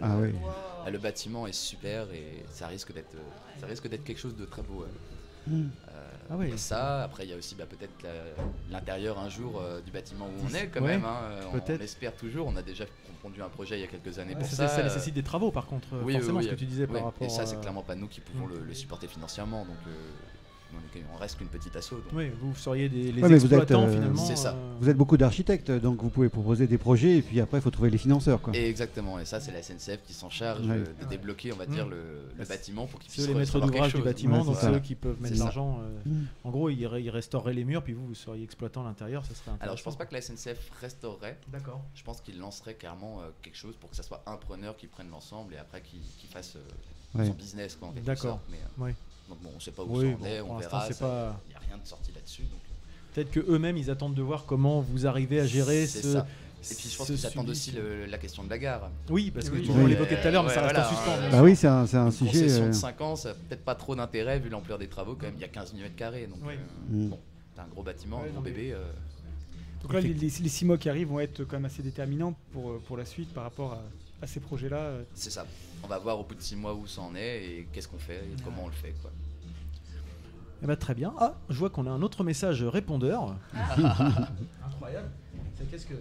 Qu'est-ce que ça marche ce système? Oui, non, c'est encore lui. C'est encore lui. Je suis surpris. J'ai appris que vous étiez chez Lucien. Oui, Lucien, c'est un copain à moi. Oui. puis ça tombe bien parce que il me doit des sous. Il me doit 10 €. Ouais, ça fait pas de mal la veille, hein. C'était pas de mal la veille. C'était 10 ans. Peut-être c'était les francs. Ouais, il demande et puis il me rappelle. Voilà, toujours notre auditeur anonyme. Hein. Mystère, mais bon. Je pense que Luigi le connaît, lui. Hein. Il doit passer des quelques coups au bar, des fois, cette personne. J'ai invité une tatoueuse, elle va bientôt venir. T'as invité du monde? Ouais. C'est Marion. Hein. Ouais. Mais elle a dit qu'elle était timide, mais qu'elle viendrait quand même. Mais on est que des gens timides. J'ai fait le menton ici. qui tremble. Est-ce qu'elle fait des cerises? On est que des gens timides. Et du coup, vous avez une approche particulière par rapport à, je dirais, la démarche culturelle. Vous avez des volontés de vouloir mettre en avant telle ou telle chose, ou est-ce que c'est vraiment non, c'est vraiment la culture au sens large. Voilà. Hein, donc il n'y a pas de réflexion. Parce que tu évoquais tout à l'heure des choses un peu conceptuelles. Est-ce que vous avez une envie d'avoir parce que c'est vrai que musique électro, architecture, des choses comme ça, on peut vite partir dans des choses un peu peut-être conceptuelles, enfin pour un grand public. Mais est-ce que vous ouvrez à du grand public justement? Ouais, c'est le but. C'est vraiment de proposer quelque chose de plus large possible. Hein, de tout. Pour tout le monde, de tout pour tout le monde. Il n'y a pas de. Non, puis moi ce que je trouve sympa, c'est le fait aussi d'inviter aussi des artistes locaux, des personnes qui font un super boulot. Nous on est allé voir là avec Starlet, on a fait un petit tour sur les containers avec des choses vachement sympas. Mais on sait pas où ils sont d'ailleurs ces personnes-là. Ils ont un local dans Rouen ou pas forcément. Pas forcément. Ah d'accord. Non, le Concept Store par exemple ils n'ont pas de local. Oui. D'accord. Finalement leur local leur plus fixe, c'est ici pour l'instant. Ouais. D'accord. En fait, le but des conteneurs à la base, alors ça ne marche pas pour tous parce que certains sont bien installés déjà, mais c'était de pouvoir aider des gens comme nous on a été aidés avant. Donc c'était un peu faire cette démarche aussi là. Leur donner de la visibilité un petit peu. C'est ça aussi, et un local à bas prix. Hein, pour qu'ils puissent commencer à exercer leur activité vraiment pleinement. D'accord, c'est vachement bien comme démarche. Moi je trouve ça génial. Tout à l'heure tu parlais, je revenais sur l'affluence, et c'est à la fois un lieu assez ouvert et en même temps tu parlais aussi d'une notion de sécurité à gérer. Comment vous arriviez à concilier les deux? C'est-à-dire à la fois une volonté d'avoir les gens, alors je dis pas sans contrainte, mais en tout cas dans un quand même un espace ouvert et libre, et puis la sécurité nécessaire pour éviter ou des débordements ou pour gérer l'affluence. Comment ça se passe alors? Nous en gros il y a eu une commission de sécurité et beaucoup de réunions pour établir les conditions d'exploitation sur le site, et après derrière il y a un service de sécurité qui est là en permanence. Il y a beaucoup d'agents, ça dépend des jours évidemment et de l'affluence qu'il y a. Et service de sécurité, c'est la police? Non, c'est privé. C'est ça, c'est nous qui prenons. Mais quand tu dis, par exemple, ça dépend des jours et de l'affluence, est-ce que le week-end dernier, vous aviez prévu les 10 000 personnes sur le week-end? Alors, comment vous aviez géré ça? Par exemple, c'est pas facile à anticiper. On avait prévu beaucoup de monde, on ne pensait pas aux 10 000, mais bon, ça l'a fait. Bon, en plus, la météo, elle était pour vous. On a eu beaucoup de chance sur la météo, premier vrai week-end d'été. Parce que ça peut être une difficulté. Tu prévois pour 3000 personnes, t'en as le triple. T'imagines, il n'y a plus de bière. Et il n'y a plus de bière. Ça a failli être le cas. C'est un vrai sujet, ça. On a quand même écoulé 6000 litres de bière dans le week-end. Oui, ça a été un peu chaud. Il ne nous restait pas beaucoup de jus à la fin. Vous aviez réussi à peu près à anticiper le. Oui, on connaît à peu près les consommations qui se font sur une journée, mais c'est vrai que c'est toujours un peu compliqué. Il y a toujours des petits imprévus, on va dire. Bien sûr. Et à l'inverse, si ça marche dans les deux sens, un jour où il fait pas beau, on peut avoir 4, 5, 6 agents de sécurité qui sont là mais qui font rien. Donc bon, et c'est vrai que ça c'est des pertes financières pour l'association, qui nous permettraient de faire d'autres choses encore. Évidemment, c'est assez compliqué à prévoir tout ça. Parce que l'année dernière, par exemple, quand vous aviez, ou les années précédentes avec parenthèse, vous avez certainement pu identifier des jours où il y avait plus ou moins de monde. C'est ça qui vous aide aussi actuellement? On sait très bien que c'est le vendredi et le samedi principalement où il y a beaucoup de monde. Le dimanche, c'est une journée assez calme, vu qu'on ferme un peu tôt, on est plus en après-midi sur un public plus familial. Bon, voilà, il n'y a pas besoin d'avoir 15 agents de sécurité, loin de là. Il y a moins de risques. C'est vraiment le vendredi, samedi où c'est un peu plus la fête. Et on sait comment sont les gens. Bonjour. Prends place. Ça va bien? Elle voulait pas, je l'ai forcée. Ah bah voilà, t'as bien fait. Donc, bonjour. Vas-y, présente-nous Starlet. Écoute, moi je suis allée chercher The Tatoueuse. The Tatoueuse du site. Voilà, donc tu peux te présenter, nous dire d'où tu viens, tout ça? Alors moi je suis Warion d'Argbony, donc j'ai un shop à Rouen qui s'appelle White Kraken Tattoo. Donc c'est la 2e année là, que je travaille avec le collectif Lucien. On avait fait l'année dernière, c'était super bien passé, donc quand ils m'ont proposé le projet cette année, j'ai dit oui tout de suite. Et voilà, donc là c'est le 2e week-end, ça se passe super bien. Et du coup, comment ça se passe au niveau de ton salon? Tu as quelqu'un qui reste à domicile? J'ai mon collègue qui est au salon. Donc moi je peux faire les journées, je fais les débuts de journée au salon et les fins de journée à la friche. D'accord. Et du coup, tous les jours, tu es présent de toute façon à la friche, effectivement. Oui. Et donc là, du mercredi au dimanche, tu proposes des tatouages en direct, en fait, quoi, oui, des petits modèles, j'imagine. Exactement. C'est des flashs, comme ça, les gens, c'est le petit tatouage coup de cœur sur le moment. D'accord. Alors il y a Didouille qui a une question, je crois. Tu fais des cerises vintage? Oui, bien sûr. Bon, il y en a une qui repart avec un tatouage ce soir. Est-ce que tu fais des Avantime Renault?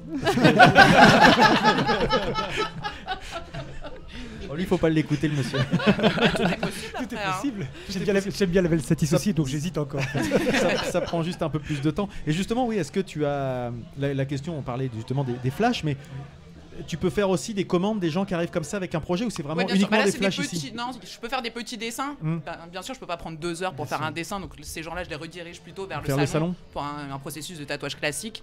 Donc là, comme les gens me demandent un petit dessin, comme le collectif Helios qui m'a demandé une petite fusée, bah ça, hop, c'est rapide et hop, c'est parti. Chaque année, ils ont prévu d'en faire un nouveau. L'année dernière, ils en ont fait un déjà. Ils en ont fait un là cette année. C'est ça. Et sinon, le salon a un style particulier? Tu as une particulière? Alors moi, ma spécialité, c'est le trait fin et le dot work. Donc le dot work, c'est tout ce qui est au point, c'est les ombrages au point, c'est du pointillisme en fait. D'accord.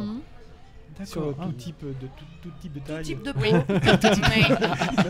tout type de client. Je sens Ludo va repartir avec un Avantime en pointillisme. Ça va être quelque chose de magnifique. Magnifique, j'ai hâte de voir ça. Et là, tu es toute seule à tatouer là? Oui, je tatoue toute seule. D'accord.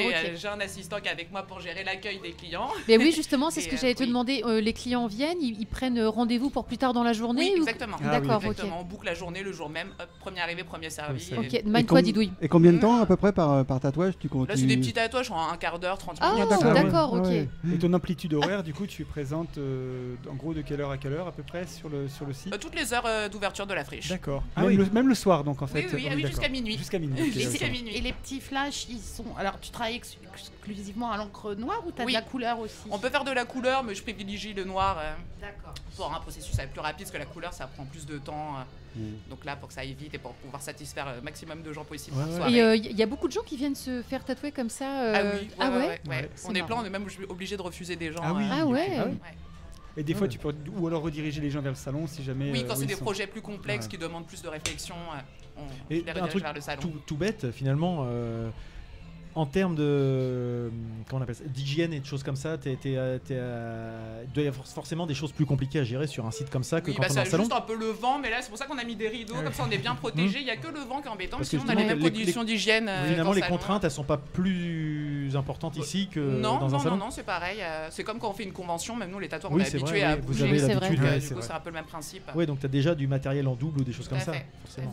D'accord. Bah top. Et la friche, enfin Lucien, le collectif, vous étiez connu comment à l'origine en fait? Moi c'est Simon qui m'a contacté l'année dernière via mon site internet. D'accord. Voilà. Tiens, donne-le ton site internet. Oui. Oui, très bonne idée, Didouille. Quelle suggestion. Alors c'est wariondargbony.com et mon salon du coup c'est White Kraken Tattoo rue aux Ours à Rouen. D'accord. On le mettra sur le billet du site comme ça si vous voulez aller voir un peu à quoi ça ressemble. Ce que Marion fait, ça sera intéressant de vous en rendre compte vous-même. Je l'ai dérangée pendant qu'elle peignait à la main sa pancarte. Faut être multitâche ici. Oui. Faire la com et tout. Écoute, merci beaucoup Marion. Merci. Et bon courage alors. À bientôt. Au revoir. Mais c'est en fait effectivement il y a ce que disait Marion, c'est intéressant parce que Marion fait partie des personnes que vous avez contactées directement. Ouais. Donc là je pense sur des coups de cœur. C'est ça, c'était l'année dernière, c'était encore un peu différent, mais c'est vrai que c'était une des personnes qu'on avait vraiment contactées parce qu'on voulait un tatoueur sur le site, quoi. Bien sûr. Alors moi je connaissais la Vromby Teinturerie effectivement. Qui est là aussi. Qui est là aussi. Le deuxième salon de tatouage. Mais donc c'est intéressant Et pourquoi deux finalement? Pour avoir deux styles différents ou c'est juste parce que ça s'est fait naturellement en fait. Et c'est vrai qu'il y a une grosse demande sur les tatouages et les deux sont tout le temps complets. C'est fou ça. C'est vrai ils prennent des rendez-vous comme Marion disait des fois pour la semaine d'après, les 2 semaines d'après. Donc bon, c'est vrai que en fait 2 c'est pas trop. Est-ce qu'il y a des graffeurs qui font des performances en direct? Ouais, il va y en avoir pas mal. En fait, on a aussi un autre collectif avec qui on travaille beaucoup qui est Chevalet Noir. Ouais. Oui. On les a croisés Normand Bulle. Voilà, les copains de Chevalet Noir qui eux vont faire du coup la Rumble ici. Ah oui. Qui sont des batailles de graphes en gros entre graffeurs. Qu'est-ce que c'est ça, Rumble? Je connais pas en fait. En fait, ils ont un temps donné, un thème, une surface, et alors c'est soit par équipe, soit en individuel, et c'est un concours. Et après, les gens votent en fait pour l'œuvre réalisée. Et il y a un gagnant, quoi. C'est un petit battle en gros. Donc il y a ça. Il va y avoir la galerie Outsider qui va faire aussi pas mal d'activités autour de ça. Nous, on a prévu aussi de faire pas mal de graphes sur le site avec la galerie du Hangar 107. D'accord, oui, celle qui est entre les deux restos là. C'est ça, en gros, qui est quand même aussi une galerie d'art sur le street art au sens large. Du coup, qui vont normalement, avec les prochains artistes qui vont venir, on est en train de caler ça justement pour faire graffer les conteneurs de l'entrée. Alors là, c'est des artistes internationaux. C'est un autre level, on va dire. Donc, et ces œuvres, elles sont éphémères ou elles ont une destination à rester quelque part? Ça dépend lesquelles. Nous, on a fait déjà 3 grosses œuvres, on va dire, sur le site. D'accord. Il y a Lucie, qui est du coup l'emblème de Parenthèse et de la Friche, qui est derrière le bar, en gros, qui a été fait la première année. Vous la réutilisez à chaque fois? C'est ça, elle est en fixe, ça, il n'y a pas de souci. On a 2 œuvres aussi qu'on avait fait faire pendant le festival en 2017 qui étaient sur le même site mais à un autre emplacement, de l'autre côté, donc par 2 graffeurs rouennais. Le premier c'était un Canet d'Archéologue Thinner, et là c'était Prism et Evoque, qui sont 2 graffeurs rouennais qui nous ont fait ces 2 œuvres-là. D'accord. Donc là il y en aura encore normalement en fixe. Il y a plusieurs projets en cours, on dit pas tout, mais. Non, mais je pensais, notamment aux containers, c'est-à-dire que l'année prochaine, vous pourrez éventuellement les réutiliser. Exactement, c'est ça. Le but en fait est vraiment de faire évoluer le site. Aujourd'hui, il a cette gueule-là, le lendemain, c'est plus le même, quoi. Et qu'on voit la différence entre le premier jour d'ouverture et le dernier jour de fermeture. C'est ça, que ça soit un site vivant qui évolue comme un peu une ville, tout simplement. Les arbres qui fleurissent, un banc supplémentaire, un tag ou un graphe ou un collage qui s'est apposé sur un mur et ainsi de suite. Et tout ce qui est événements, les événements, que ce soit la musique, que ce soit les performances, quoi que ce soit, sont annoncés très à l'avance en fait. Par rapport, je parle vis-à-vis du public, ou vous le faites au compte-gouttes, ça dépend. Il y en a certains c'est sur 3 semaines à peu près, non? Oui, c'est ça. Il y en a certains qu'on sort plus en avance parce qu'ils sont plus importants et que du coup on ne peut pas vraiment se foirer. Il y a quand même on va faire venir aussi quelques gros artistes. Donc là, ce sera des parenthèses XXL qu'on a appelé ça, mais où du coup l'entrée sera payante. Bon, en vrai, c'est à 5 € l'entrée. C'est cher qu'une soirée en boîte ou qu'un festival. Toujours, c'est toujours le but, accessible pour tout le monde. Mais où là, du coup, c'est des artistes internationaux ou nationaux qui vont venir déjà. Donc c'est un peu différent encore. Mais c'est vrai que ce que disait ou Christophe ou Ludo, c'est vrai que moi ça m'évoque pas mal, toute proportion gardée, mais après les choses peuvent évoluer, mais c'est vrai que ça évoque pas mal le Hellfest, avec ce côté vraiment village. Et d'une année sur l'autre, on voit que les choses évoluent petit à petit. Quand on y va tous les ans, on voit que c'est des petites choses au fur et à mesure, mais quand on y va pendant un moment, on revient et on dit mais ça a complètement changé. Et ça reste. On continue de se sentir chez soi, mais en même temps, ça a changé, quoi. C'est ça. Et l'année prochaine, le site ne ressemblera plus à ça. C'est ça aussi. Nous, c'est un peu le plaisir aussi, de dire qu'est-ce qu'on va faire cette année. C'est ça. Comment on change. Innover chaque année, en fait. C'est routine, quoi. C'est de garder rester quand même. L'année prochaine, il n'y aura peut-être pas d'échafaudage, peut-être pas de conteneurs. Ça m'étonnerait les conteneurs. Les conteneurs, c'est pratique quand même. Ça délimite bien le site, mais bon, on verra. Il y en aura peut-être encore plus. J'allais dire, voir peut-être vous étendre ou pas en fait. C'est ça, on va voir. Déjà cette première année. C'est ça, on va déjà finir la saison. On est qu'au début là. Voir comment ça se passe. Parce que on va pas, le nerf de la guerre reste quand même le financier sur des projets comme ça. Donc on verra le bilan de la fin de saison et qu'est-ce qu'on peut réinvestir pour faire encore mieux l'année prochaine. Très bien. Écoute, je te remercie Arthur. Je pense qu'on a fait un bon petit tour du propriétaire. On va donc finir avec pour nous une rubrique de Christophe. Alors je vois qu'on a un autre son encore, dis donc. C'est fou, ça. C'est incroyable. C'est incroyable, mais je crois que c'est quelqu'un qu'on a déjà eu. C'est l'autre bourré, non? Hello, I am Marius Lunière to the Travel Entrepreneur Man. I would like say for you hello. I say hello. On say goodbye, I say hello, I say hello. I speak very well English, comme would like le constater. I pense à vous, very beaucoup. Je trouve beaucoup mon anglais se perfectionne et I like you and I pense beaucoup à vous. Je pense qu'il avait pris pas mal d'apéros. Je crois qu'il a picolé un peu quand même. Vite amoureux quand on a bu. Toujours et I tomorrow soon. Ah vache, ça va être compliqué pour lui quand même, Los Angeles. Je trouve que c'était joli à dire. Tous, comme on dit ici en Californie, have a good look at me. Voilà, on lui manque quand même, hein, il fait le malin aux États-Unis. Oui, t'as vu un peu. Marius, il a pas ça là-bas. Voilà, c'est ça. Et ben Christophe, toi, es-tu prêt à nous parler de oui, je vais essayer, de littérature et de musique, c'est ça? C'est ça, oui. Ben, à ton tour. Et c'est ça.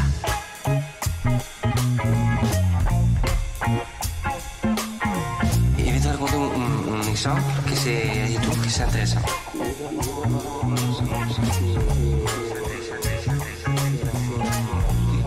Et c'est ça, je trouve que c'est important.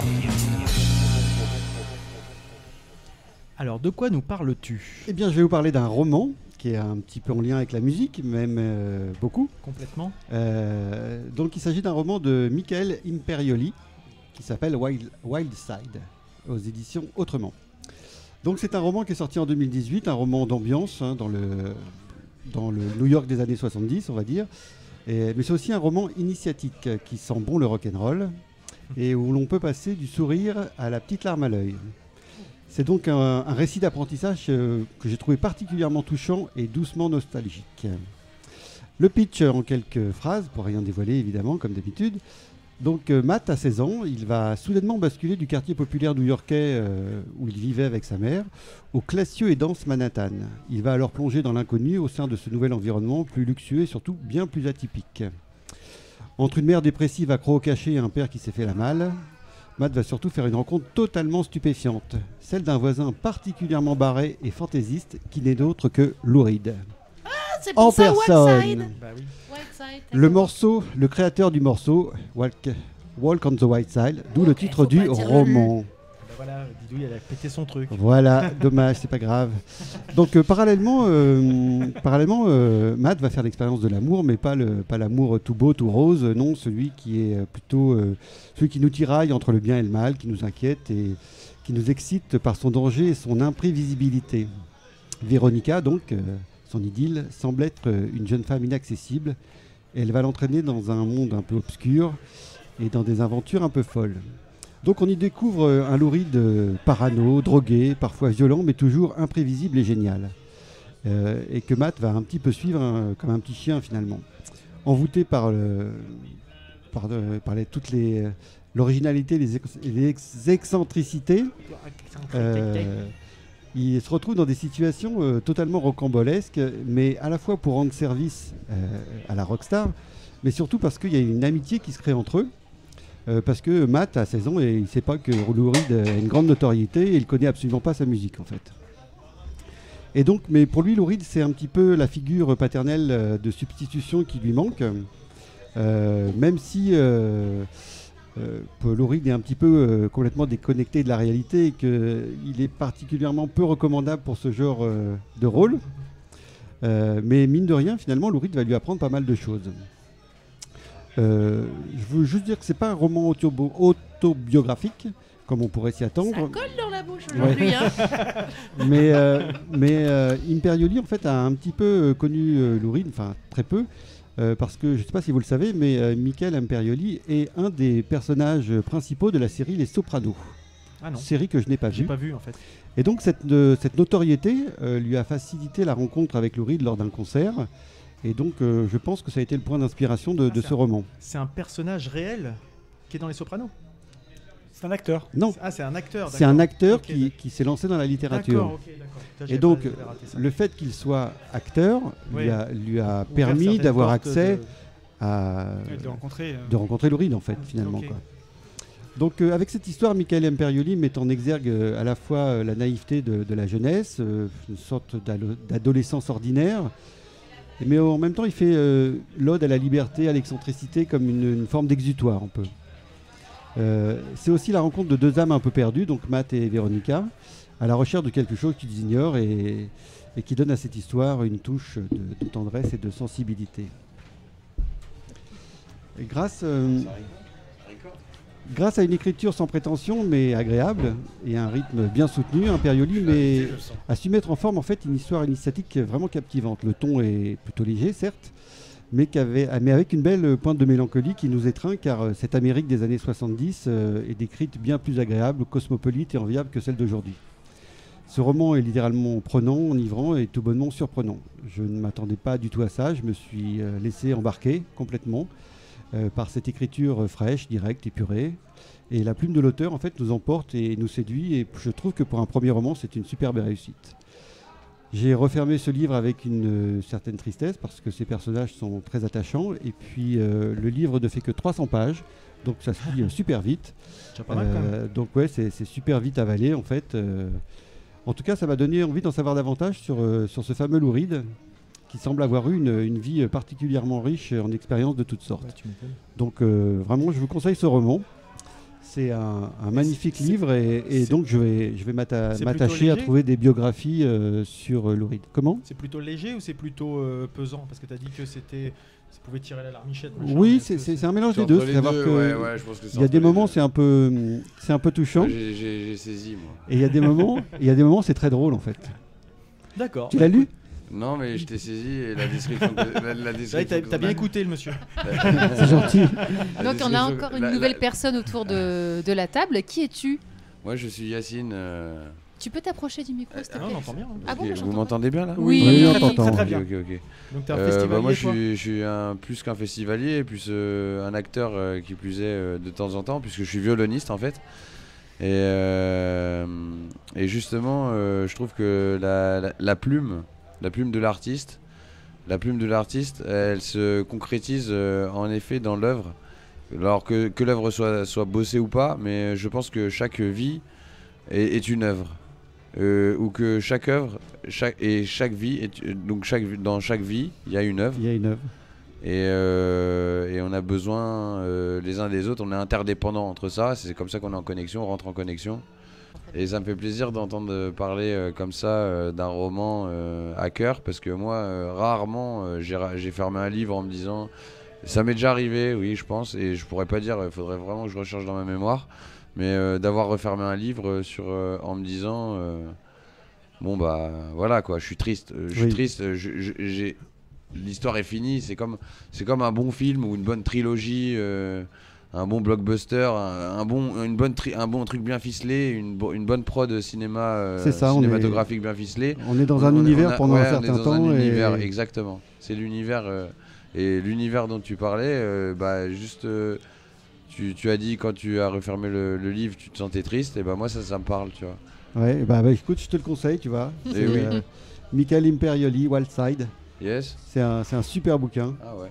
C'est le premier livre de l'acteur des Sopranos, d'un des acteurs de la série Les Sopranos. Donne à monsieur Lourd. S'il veut te réécouter. Et donc, voilà, tu pourras nous réécouter via ce podcast dont je te tends la carte. Et écouter d'autres rubriques de Christophe parce qu'il a souvent ce type d'artiste. Trop puissant. Et donc voilà, c'était. Merci Christophe. Mais de rien. Super. Ouais. C'est le moment des coups de cœur.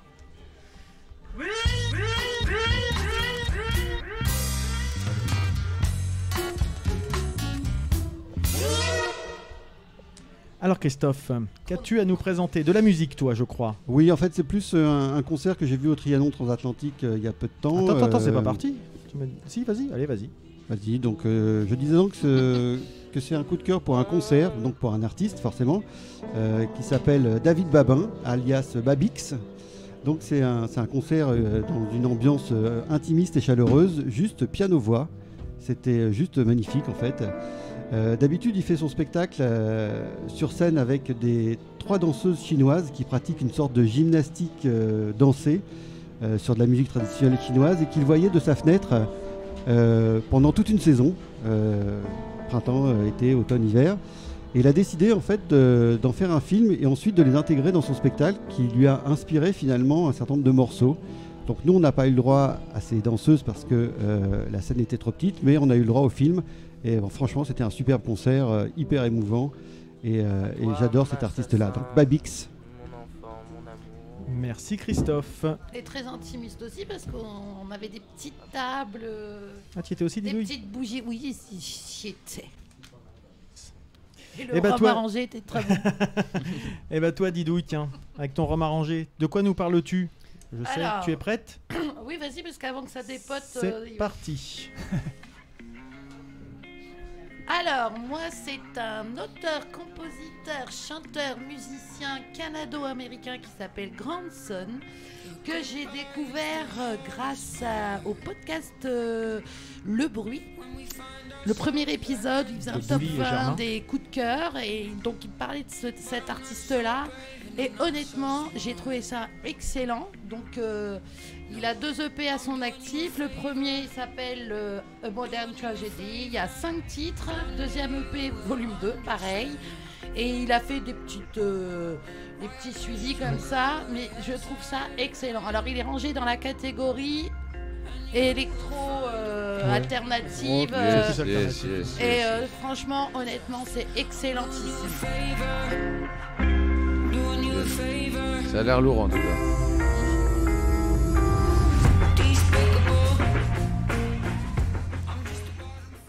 Voilà, Grandson. Super voix. Arthur, as-tu trouvé un coup de cœur à nous présenter en une minute? Eh ben, vas-y, à ton tour. Petit coup de cœur pour les copains dont j'ai déjà parlé tout à l'heure, la Red Factory, du coup, une autre association de l'école d'architecture à Darnétal, qui lance leur festival le week-end du 2-3 mai.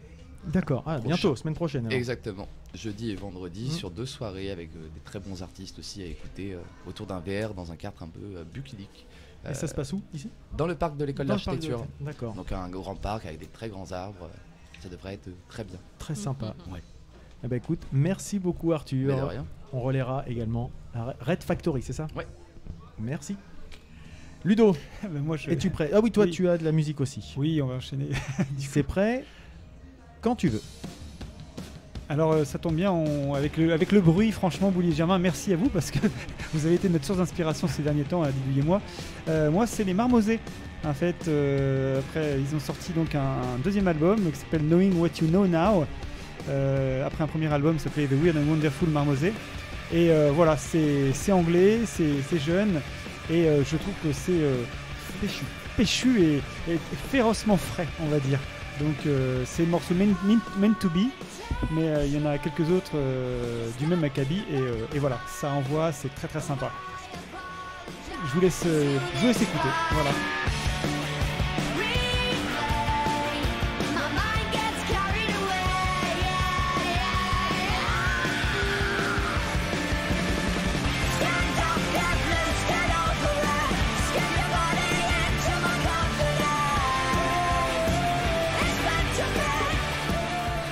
Ouais, c'est bien ça.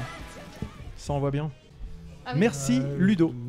Starlet, yes. Tu es prête? Toi, oui. T'as pas de musique. Donc, non. Starlet, à ton tour, c'est parti. Alors, moi, je voulais vous parler de mon avant-dernière lecture c'est un livre qui s'appelle La princesse des glaces de Camilla Läckberg. Donc, c'est une auteure suédoise. Tu connais? Ah, tu l'as lu aussi? Ça t'a plu? Oui. En fait, pour vous faire un peu le pitch, là j'ai pas bossé, je lis la 4e. Erika Folk, trentenaire installée dans une petite ville paisible de la côte ouest suédoise où elle écrit des biographies, découvre le cadavre au poignet tailladé d'une amie d'enfance dans une baignoire d'eau gelée. Donc elle est impliquée malgré elle dans l'enquête et elle est vite convaincue qu'il ne s'agit pas d'un suicide. Sur ce point et sur beaucoup d'autres, l'inspecteur Patrick Edstrom, amoureux transi, la rejoint. Donc, en fait, c'est le premier livre qui lance en fait Erika Folk toute une série comme ça. Elle va lancer des enquêtes. J'aime bien ce genre de. Moi, je suis vachement dans la littérature suédoise en ce moment. Ça sent le café chaud et la brioche à la cannelle.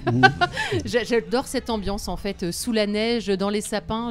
Voilà, c'est très agréable. Lourd, très lourd, très lourd. Merci. C'était à l'époque où je lisais beaucoup de polars. Ouais. Ah ouais, j'ai trouvé ça très sympa. Très bien. Ouais. Dans les polars en ce moment. Ouais, puis j'aime bien les romans suédois. J'aime bien l'ambiance. J'ai oublié de couper. Et donc à mon tour, et donc moi je voulais vous parler de quelque chose que j'ai vu dernièrement qui est une grosse claque pour moi, c'est le documentaire sur Netflix piloté également par le WWF qui s'appelle Hors Planète, Notre Planète. Donc ce sont 8 épisodes de 50 minutes, chacun est dédié à un thème, la forêt, les déserts, l'eau douce, et c'est tourné aux 4 coins de la Terre, donc c'est une vraie prouesse technique qui est mise au service d'une œuvre complètement artistique avec des prises de vue incroyables. 600 personnes ont travaillé dessus, ça fait 3500 jours de tournage, 4 ans de création, 4000 heures de vidéo, avec des plans hyper originaux, du plus petit jusqu'au plus grand. C'est juste magnifique à couper le souffle. Et donc on a un équilibre fragile de la nature où tout est interconnecté, l'homme crée ce déséquilibre. Les chiffres de la disparition des espèces et des habitats depuis quelques années donnent complètement le tournis. On voit s'émerveiller le génie de la nature, où l'homme le voit uniquement comme une ressource à exploiter au maximum, et donc la société qui ne porte de l'intérêt qu'à ce qu'il y a de la valeur marchande. À l'heure où le monde s'émeut pour Notre-Dame, je trouve que l'humanité semble aveugle à des enjeux pourtant plus problématiques.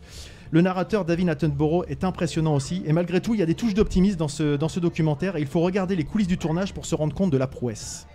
C'est magnifique. Voilà.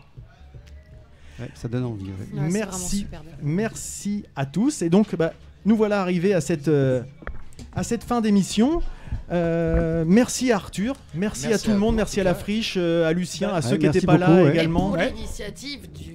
Bravo aussi pour l'initiative du lieu. C'est très sympa, cet enregistrement dans un conteneur, c'est la première fois qu'on le fait aussi, et c'était très très bien. Donc on espère que les auditeurs ont passé un bon moment en notre compagnie, que ça leur a donné envie de venir ici sur ce site. Nous on va mettre quelques petites photos et des liens de on va aller se balader, on va aller prendre des photos dehors. On va aller faire un petit tour pour voir ce qu'il en retourne. Ce dont il en retourne, pardon. N'hésitez pas à nous le faire savoir, n'hésitez pas à suivre La Friche Lucien sur les réseaux sociaux aussi, sur Facebook, peut-être sur Twitter, je sais pas si vous y êtes. Instagram. Donc vous aurez tout ce qu'il faut, on mettra ça sur le lien, donc il n'y a pas de problème. Vous pouvez nous contacter, nous l'Entrepode, sur le site, sur les réseaux sociaux. On a un répondeur, comme vous avez pu le voir, les gens nous laissent des messages plein de gens parfois un peu particuliers. Vous pouvez nous exprimer votre sympathie par ce biais-là. Sur Tipeee, vous pouvez nous témoigner votre sympathie de manière pécuniaire, il n'y a pas de problème. Et puis sinon, le meilleur moyen pour nous aider, bien sûr, c'est de parler de l'émission et de la partager. Donc nous, on se retrouve, on ne sait pas encore trop quand, on n'a pas encore défini notre prochaine émission. Ce qu'on sait, c'est que le Hellfest approche. Donc ça, c'est notre étape du mois de juin. Il y en a marre du Hellfest. Pour toi, c'est pour très toi, bien, le pour toi. Hellfest. Et sinon, d'ici là, où est-ce qu'on peut vous retrouver, messieurs, dames, autour de la table? Christophe. Alors, vous pourrez me retrouver sous le monde araignée dans les vents glacés, là où reposaient les roses. Ça, c'est Babix, il a pompé à Babix. C'est un texte de Babix, je rebondis encore dessus. Oh Maya. Didouille, où peut-on te retrouver? Avec Starlet, on en joue bientôt. Ah oui, ça va être mois bien. De juillet. Et alors On se reverra d'ici là, je pense. On va se faire un vintage vélo, nous, madame. Eh ben, super, moi c'est pas madame. C'est faut opérer. Arthur, ici pendant 6 mois, à peu près. Exactement. Il y a peu de choses près, oui. Je suppose. Ludo. Moi j'ai un projet de construire des instruments à base de caca et avec ça dessus de refaire les grands airs de Chopin à base de ça, mais je vous en parlerai un peu plus tard. Tu crois qu'il y a un stand pour toi ici? Je me demande s'il y a peut-être un truc. Mais c'est bien possible. J'ai pris rendez-vous avec Arthur justement, là on doit en parler. Il sait pas encore trop ce qui va se passer, mais. Starlet. Dans une demi-heure, je suis avec Luigi là. Ah oui, pour aller boire. Ouais. Boire un coup. Ouais, je vais tester les binous là, je pense. Et toi, tu vas chez ton médecin pour ton lumbago? Peut-être certainement chez mon ostéo, c'est sûr. La Pifothèque. Parce qu'avec Starlet, on fait toujours la Pifothèque. Bravo pour notre projet de podcast qui marche très bien. On est très très content. Et puis très sinon, avec Wisdom, on joue au Bifrost le 18 mai. Donc le Bifrost, c'est un peu notre deuxième maison. Donc si vous voulez venir voir une soirée rock un peu métal, le 18 mai au Bifrost. Voilà. Eh ben on a fait le tour. C'est le moment de se quitter avec le traditionnel. Qu'est-ce qu'on dit pour se dire au revoir? Allez, bisous. Bisous.